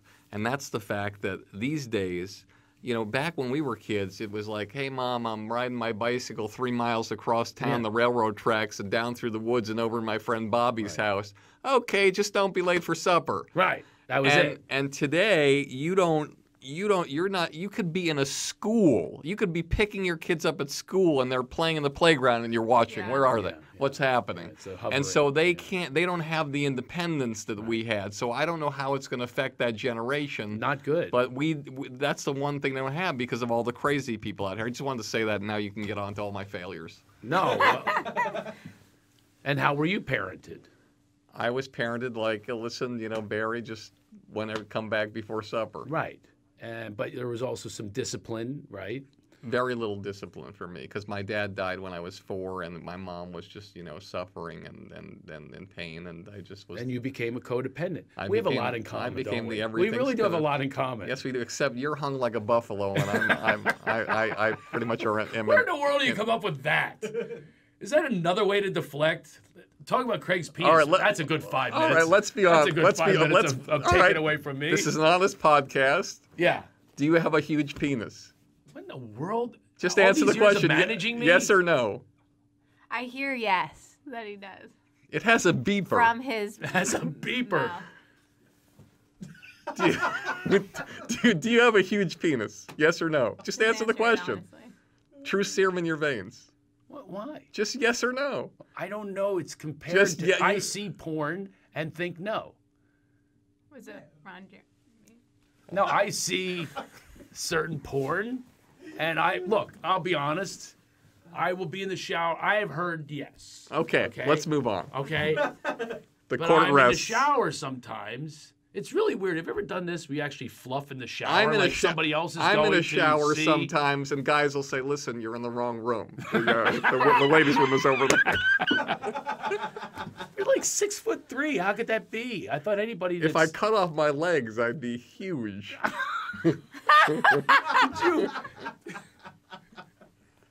It's okay.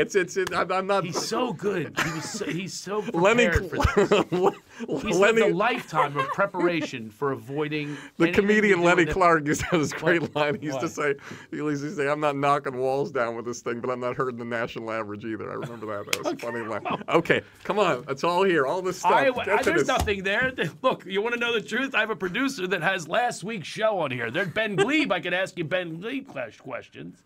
But I could actually ask you that. You're not prepared? You have no questions for me? No. Ask me my failings. Do whatever you want to ask me. What did you want to ask me? Well, okay, we could talk about some of the failings. Actually, we're here with Barry Katz. It's the reframe and reset. Okay, Barry Katz was actually my personal manager and the manager of many. Dave Chappelle, Jim Brewer, Dane Cook, Jay Moore, Frank Caliendo, Whitney Cummings. How am I doing? I don't even need this in front of me because these are all the people that I resented because you paid more attention to them. Okay.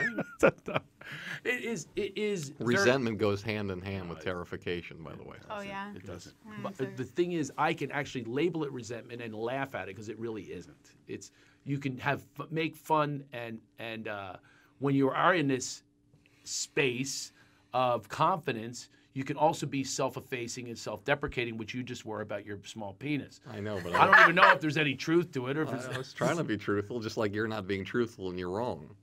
On what? Because you were resentful and you still are resentful. Or you wouldn't be laughing about it and joking about it because humor is about truth. That is said in jest, there is Yes, truth. That's what Shakespeare course. said. Well, let's talk about that. Okay, resentment, it's a hard word because of dealing with resentments throughout my life. It's a hard word to associate with something because the word resentment seems so big. But you're saying basically, well, maybe you still have small residual resentment, is what you're saying. It doesn't have to have the label of big or small. My problem is if I hear the word resentment, I always think it's big because I don't have big resentments. But I do remember at that time a similar feeling of, a parental thing. And that's what a manager is. Do you find yourself, you're parentified. Do you find yourself in that position a lot? Does it make you uncomfortable? How does it make you, how do you deal with that? I mean, it's a good question. I think that one of the things that the hardest thing for me as a manager, I don't know how other managers feel about this, but, there's these situations where you're dealing with really talented people and they're sitting on your couch and they're crying their eyes out, or they're not crying, but they're just like, how come this person has this, this, and this, and when am I going to get what I... And, a career for any artist is very similar to, like, hiring a crew to renovate or build a house. It's like they say, okay, it's going to happen by this amount of time, it's going to cost this amount of money, and we'll be done by that time. And it's never done by that time. There's a lot of aggravation. There's a lot of problems. There's a lot Things of they things didn't that happen. factor in. There's They're gonna need unexpected things that sconces happen. And it's the same with somebody's career. It never happens the way it's supposed to happen. And I've sat on with couches with young comedians who are so upset and so they can't just figure out why it isn't happening. And I've been with people who have made millions and millions of dollars who are just miserable with how things are going and why does this person get that, and it never ends. I remember a funny story. Well, might not be funny to you guys, but one of the things I always loved about being a manager is turning no's into yeses, and a person had a goal, any kind of goal, and making it happen. It's one of the most exciting things. And I used to represent Jim Gaffigan. And I actually produced his first television show with Letterman and his company. And the way that happened was Jim's goal was to do Letterman. And when he came in and met with me and other managers, his whole thing was he sat across from me and he said, listen, just tell me, am I going to do Letterman? Can you get me Letterman? And I was always very honest with the artist. And I said to him, yes, I will get you Letterman. There's no way that I cannot get you Letterman with your material and my connection with Dave and Morty and these people and Rob Burnett. I don't see how it's possible where you wouldn't get Letterman. But it took a while, and there were a lot of showcases and a lot of sets and editing and going back and forth at the time with it. And he finally got the Letterman show. And he goes on and he does the Letterman show, and he kills. Does a great job, which eventually leads to him getting the show with Dave. Because Dave has a production company called Worldwide Pants. Yeah.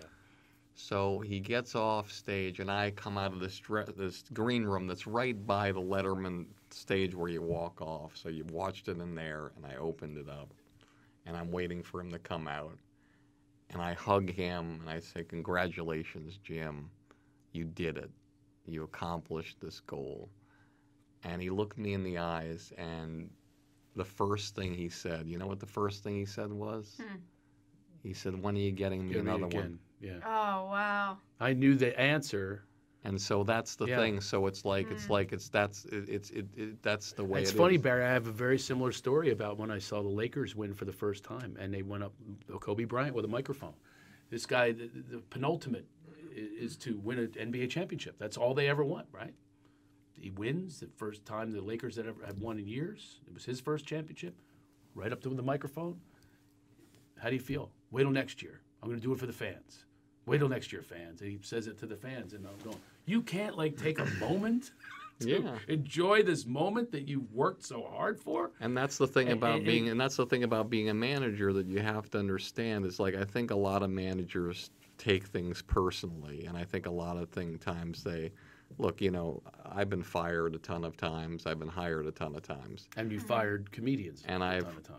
Resigned from working with comedians, which I resigned from working sort of with. Did we? I can't even remember who broke up with who. With Craig, but he wanted to break up with me, so it was just my. It Who said doesn't. it first? Yeah, it does.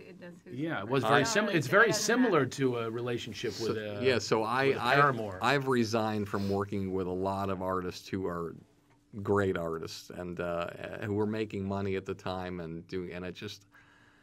and I just feel like there's this thing where I can't take anything personally. My goal is to, again, make shit happen with their talent and my talent. Mm-hmm. And so, luckily, the record shows that I've been able to do it. Mm-hmm. I can, bring somebody in my life, whoever it is, and if I dedicate the time to it, it's going to happen, assuming they're willing to dedicate the same time into getting things going in a certain way. Right. And one of the things I wanted to talk about while I was here, which I think is very important. No, you're not going to talk about what you want to talk about. You're going to talk about what I want you to talk about. All right, okay. I won't talk about that. How does managing? No. I told you. Now he just showed me another time. We have 15 minutes left. He did it. Why? Because he's clever. Why can't he got this go you like a charlatan magician? He played you. Why can't this I'm not go? allowing it to happen. Why can't this go longer than an hour? We have 12 minutes. Why can't it go longer than an hour and you edit it down? We could do because we're live right now. Did you know that? No. No, the producer doesn't tell you anything. All he does is hold up how many minutes are left, okay? Which is 12. But after it's live, after it closes live, we can do more that can be, you can edit into it. If you want. Okay, yeah. We could do like HBO Extra on the Bill Whatever Maher. you want to do. Okay, we could do that. If I didn't have a newborn at home that I have to rush back to with a sick wife. When I do my podcast, Did you hear that part? I'm sorry to hear that. I'm sorry to hear I have a newborn? No, you said you have a sick wife. Yeah, and a newborn. No, I said you had a sick You have to do Mazel Tov first and then say sorry about your sick wife. You didn't even get that part in. Okay, Barry, I want to ask you something. Speaking of that. Yes. This is the greatest segue. Family life. Yes. Do you think that handling so many people, it's very similar to like an Al-Anon issue. You're dealing with feelings and actually literally alcoholics and alcoholic behavior and drug addicted, all addictive behavior. All that comes with the comic is the pain that's not being dealt with. You have to deal with that as well. You have to play therapist, parent, brother, cousin, enemy. You have to play devil's advocate. You have to give them information that they don't want to hear. And all of this you are doing and putting a lot of concentration and effort, and you're very good at it. How do you maintain a home life, and does it affect your home life? I think are you separated now? Yeah, I'm separated for 15 months, but we still live together in the same house. It's kind of unusual, but all right. But no, Okay. I don't think it. Did you negotiate that deal, or did an agent come in? I mean, how did you make that happen? So you live in the same house, okay?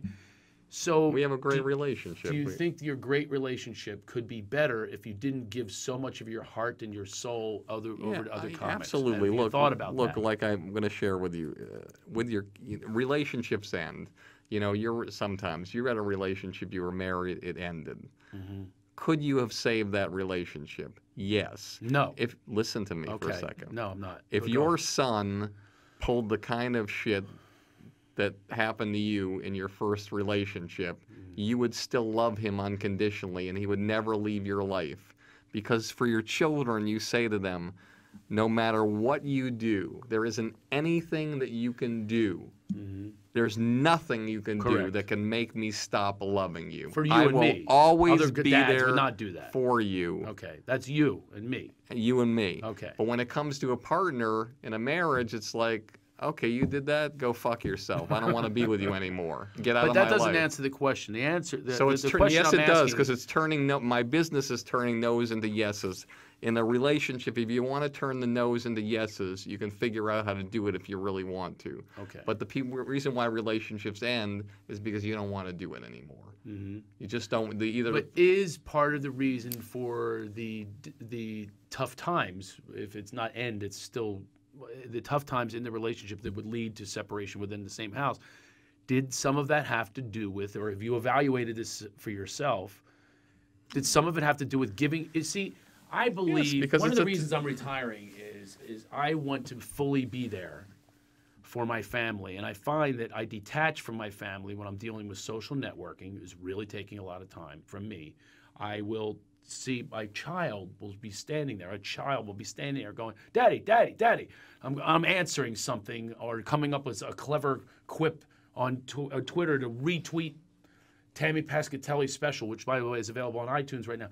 But anyway, I'm doing something on there instead of being present for them. And I know that it affects my relationship. Now, you are even in more of a situation than I am. I'm just an individual. I mean, I deal with employees and things that I produce things. That's besides the point. You have to deal with much more of the egos and the delicacy. Do you think that giving yourself, that there's not much left? Of course it affects you. But is there much left for taking, what do you do to take care of yourself and take care of that element? Well, clearly, Because looking at me in the camera here, I don't do much to take care of myself. But I mean internally.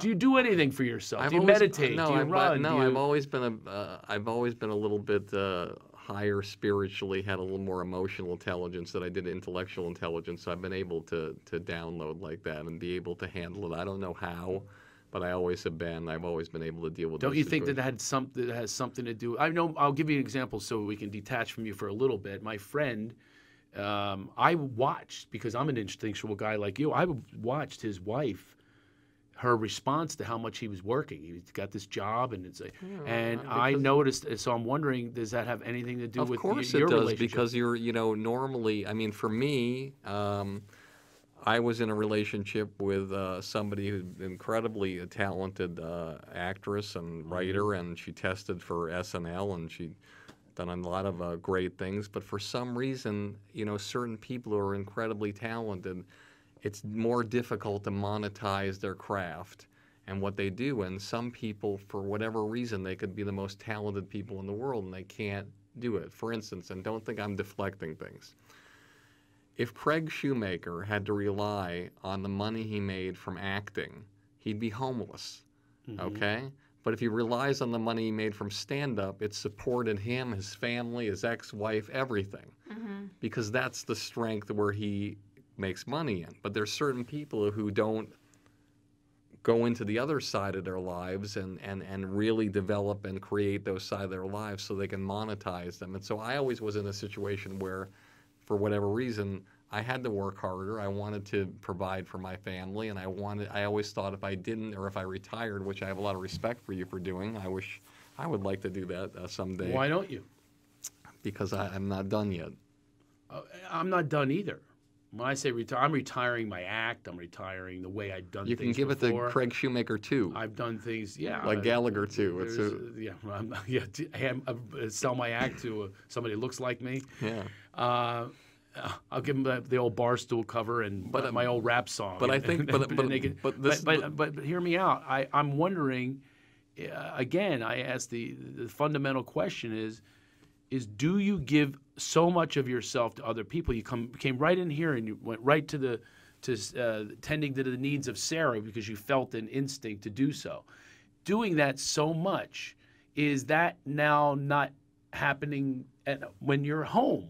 Are you giving that same attention and feeling and presence to your family? Yeah, when I have the time. That's the question. I have these time periods where I know I'm always going to be with my family, and I give that to them. I definitely give that to them, and I would hope that I always say that the sons, the thing is, when you're raising children, you never know when you're in their bed or holding their hand or reading them a story, you never know if that's going to be the last time that you do it. Not in a morbid way, like something's going to happen, but that one day where you go to reach for their hand, they're like, "Daddy, come on, man, don't take your hand away." Yeah. And so yeah, they do that. By the way. So yeah, and so my son's older than yours. Yeah, and so the thing is, for me, I always say to them, they always they'll hug me and they say, "I love you, Daddy," and I say, "I just want to be a good man. I just want to be a good dad." Yeah. And they're just like, "You are, Daddy. You are." Does the business take away from that goal?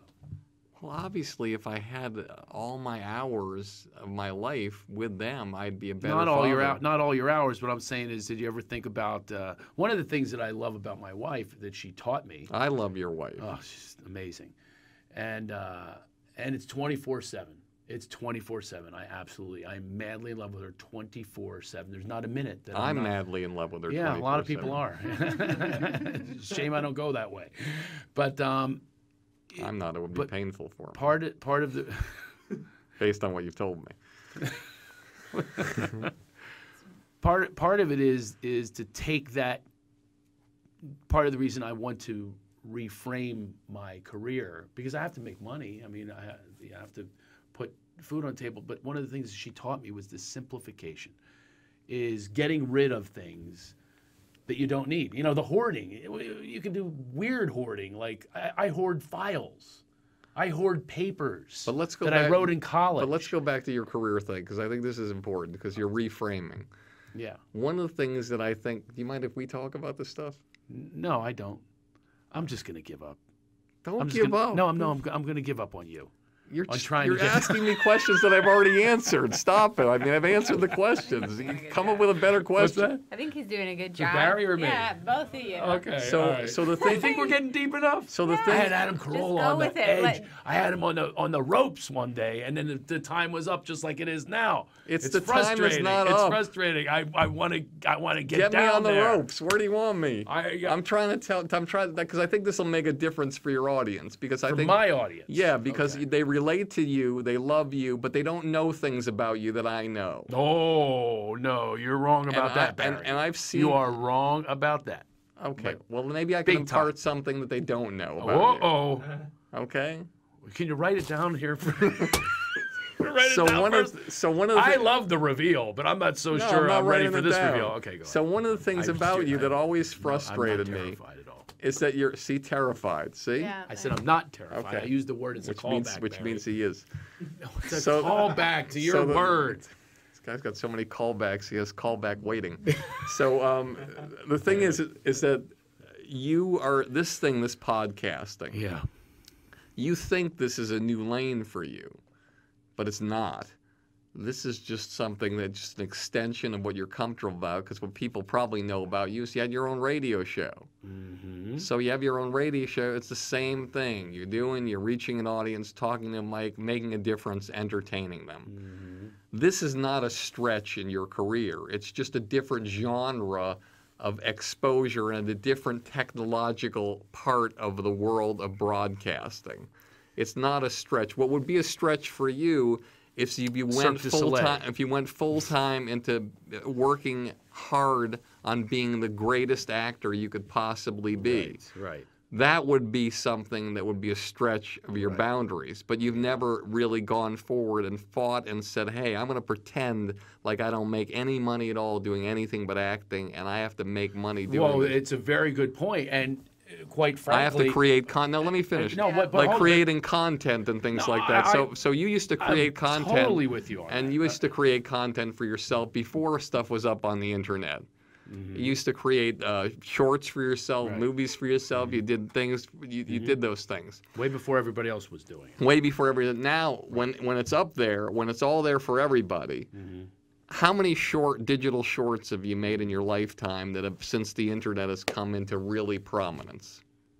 How many digital shorts? That you've acted in. You've created I characters just that signed you're the acting. deal. That's funny you should say that. I just Forget signed the deal. I'm talking about how many have you done. For animated shorts, of which I'm Forget doing the a deal. load of them. I'm talking about you How many have I created done? content where you created characters that you made know. shorts. Hardly any. That's right. Hardly any. hardly any, And that's why you're on the mic and you've done the stand-up and you're not making the money in the other areas because you never stretched your boundaries in that area. While Well, other kids hold on. who have Now, hold on. nowhere near the business savvy as you. This brings up the.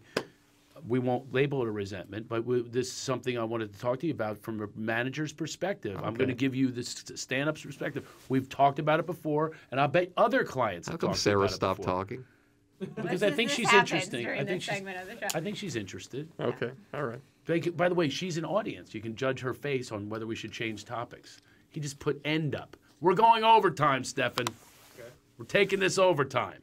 I do my podcast with these people. Trying to let you know the perspective of an honest perspective of the client, okay, of the stand-up comedian. But I'm not talking to you as a client. Hold on. I know you're not. I'm letting you know, right. though, for your own edification. Okay. And perhaps you can listen to words of wisdom I'd as love well that. as we listen to your words of wisdom. I look forward to being on the And ropes. I'm letting you know that very similar to that is my biggest issue, which I work on all the time, by the way, in my way of working on this in a personal development way of how managers take what we have created, you know, for all these years, all the relationships. I've been working Comedy Magic Club since 1987, 1990, Punchline in Atlanta, all those places you named where I was making big bank. The managers take us and put us on the road and then take the money from that road that we developed. The manager has nothing to do with one more dime being made.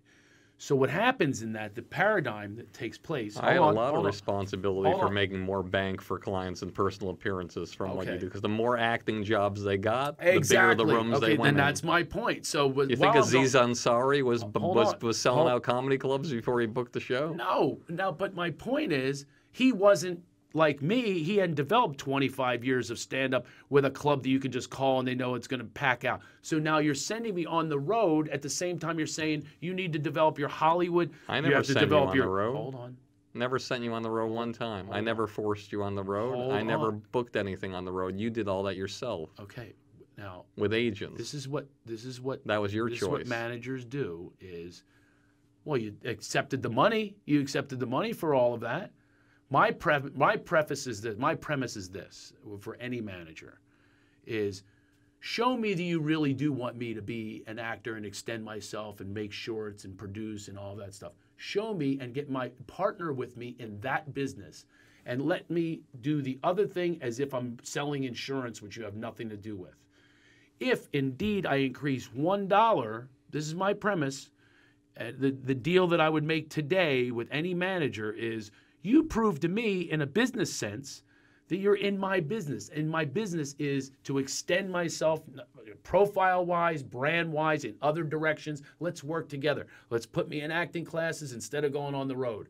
And then let me work out some gigs to feed my family, of which now the manager now takes 10%, and then the agent takes 10%, and then the business manager takes 5%. You 25%, and then add $2,000 a month for a publicist that I pay for, not the manager. So I'm investing all of this money. Because you're a business. So hold on, through all those years. That's what it's a business does. It's a business. Of course it does. Of course it does. Most businesses have to invest 90% of their profits, and then they hope to make 10%. It's a miracle. Right. You think IBM? You think they probably make 7% of their profits, but you can use parallels all you want. But I'm trying to say is, as a manager, my suggestion to you would be for somebody, you probably don't handle anybody that had a similar experience as I do of, building up all that business from the 80s to the 90s, building up all that business and just going, here you go. What I'm saying is, and this is what's going on with me lately. You're making a fortune, Craig. What's going on with me lately is, which I really enjoy, is I have an agent that works really hard at all the other stuff. And then they're saying to me... And so what's the result of that? And they're saying to me, well, the results are already happening. What's the results of that? Well, one result is I have a deal with this animated series, and then I'm going in on voiceovers all the time, and I'm going on many acting gigs. I'm going in one tomorrow. So and now how I can... long is the relationship? Hold on. You act like you're testing me here. Like I'm just asking like for the audience. It's you're important. Acting like I'm on a. You're being defensive. You're being I'm not defensive. being defensive. She just said you're defensive. She knows you more than me. Defensive. I'm trying to give you a scenario that has nothing. That has to do with helping you improve as a manager. Okay. Okay. He's helping you, and then you. Well, hold on. You turned it all around. I'm trying to like tell you said I do. I'm trying to tell you a perspective. Exactly. I've been trying to turn it around since you walked in here. It still hasn't been accomplished. I'm trying to give you a different perspective on what a comedian might think. So if you had some failures with comics, I'm giving you an inside pipeline into some of the reason would be we resent giving the money if we don't think that investment is worthwhile. if we don't think the investment of handing that money over, of which we would say, hey, he got me an acting gig. Hey, he's working on production with me. Hey, it's like, sign the checks. But if I develop an insurance business, which basically that's what it is, it's an insurance business that I developed through, it's like, just leave that alone and let's work on the other stuff. Let's work on the acting classes, the writing, this and that. But if we're away, you're out of Hollywood. And then the managers just collect a check.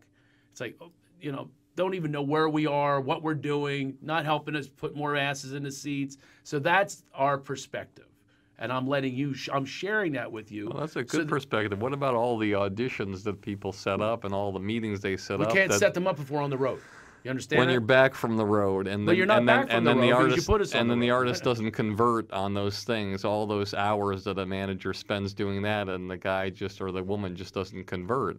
Well, what does Barry, that mean? Barry, I'm letting you know flat out, and then that sounds defensive to me. I'm letting you know flat out that I don't care about the person. Hold on, if you'd have come into things, I'm going to answer the question. What I'm trying to say is, as long as we are basically sent on the road because that's where the money is, we can't concentrate on those things because it takes hours upon hours.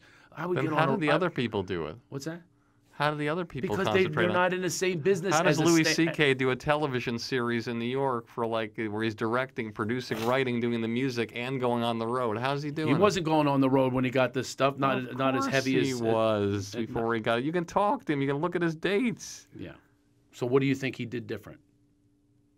What do you think he did different? Yeah, what did he do He different? created his own stuff. He always worked hard at writing every day, getting up and writing and putting stuff on paper. And was doing he it. acting? Was he being cast in things? No, he created his own things. Right. And shot his own He wasn't things. right. He wasn't cast in things because Yeah. he wasn't working on the acting. But and then he there's, wasn't going out but on then auditions Aziz 'cause he Ansari was that doing thing. like 130 spots at the Comedy Cellar, and then he worked on his acting and he booked a show, and now he can sell at any room. Right.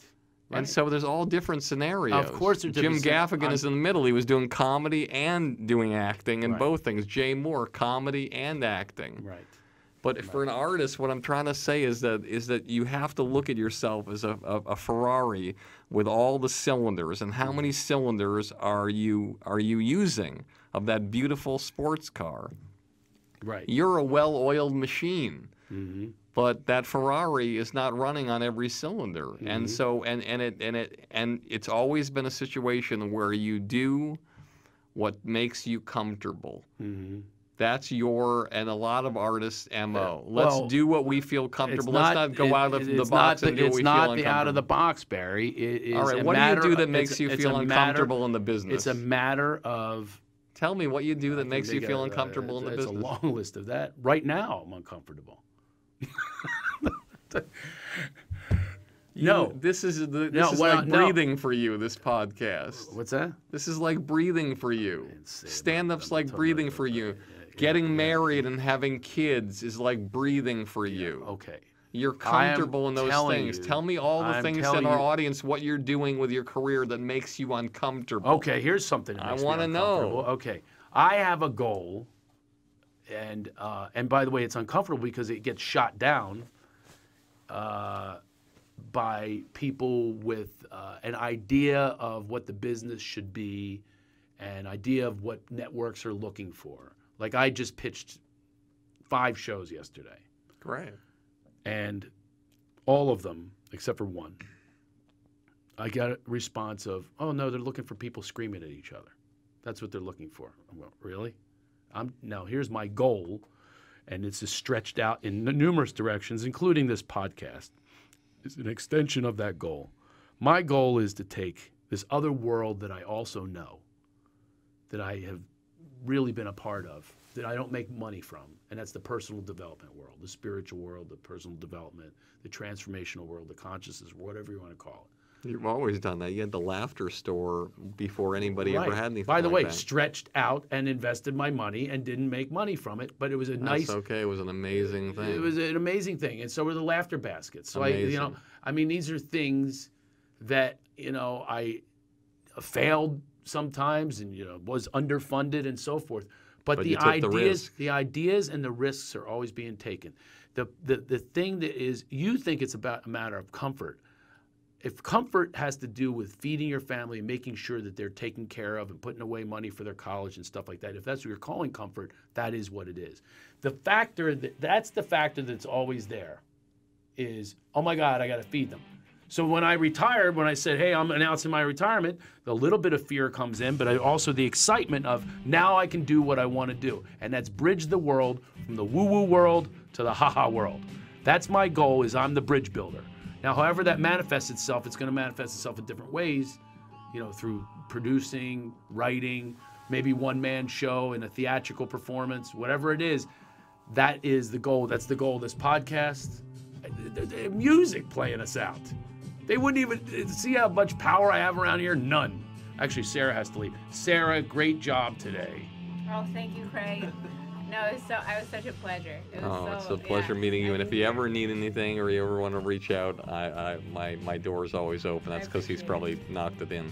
Yeah, yeah. Barry Katz, and we can listen to your podcast called Industry Standard, yeah. and I interview network presidents and studio executives and people like that, and it's really fascinating. Do you ever interview entrepreneurs like me? No, I only interview people who are on the other side of the business. I haven't interviewed one person that's an on-camera person yet. No, I'm not talking about. I'm talking about that part of me, the one who produces, opens up laughter stores, and things like that. No, I haven't done that yet, but hopefully I will someday soon. The hybrid. A hybrid. I know I'm a Ferrari, but to me, I'm a hybrid. Okay. Okay. I'm a Prius. Well, thank you so much for taking all this time with me. Thank you for. I hope I didn't. You're the first guy that went overtime, but I appreciate it. I love what you did with Sarah and me. You do a great job at what you do. You're one of the best managers out there. Thanks, man. Whether you're my manager or not, I've always had respect for you. That's why we can remain friends. I have respect for you. And exactly, we do. And Sarah. So you had to throw that in. You couldn't just give the Jesus oldest son. You couldn't give the oldest son a little bit of praise that I'm craving. You couldn't throw that my way. Just leave it at that. It all comes full circle, doesn't it? Hey, next week we're gonna have some of those surprises that we were talking about. A lot of musicians will be on next week, and the guy that was supposed to come in today, our surprise, he'll come on next week. Sure. Yeah. A little hint: I'm working with him this weekend. A little co-headliner situation. But we hope that you had a great time today. Maybe learned something. Maybe we're inspired. I don't even know where to look. So we still don't have our send-off. Giggity boop boop. I'm not comfortable. Gary says I'm comfortable. Right now. You're so uncomfortable. See you next week. Go to craigshoemaker.com, see where I'm performing, and catch you later.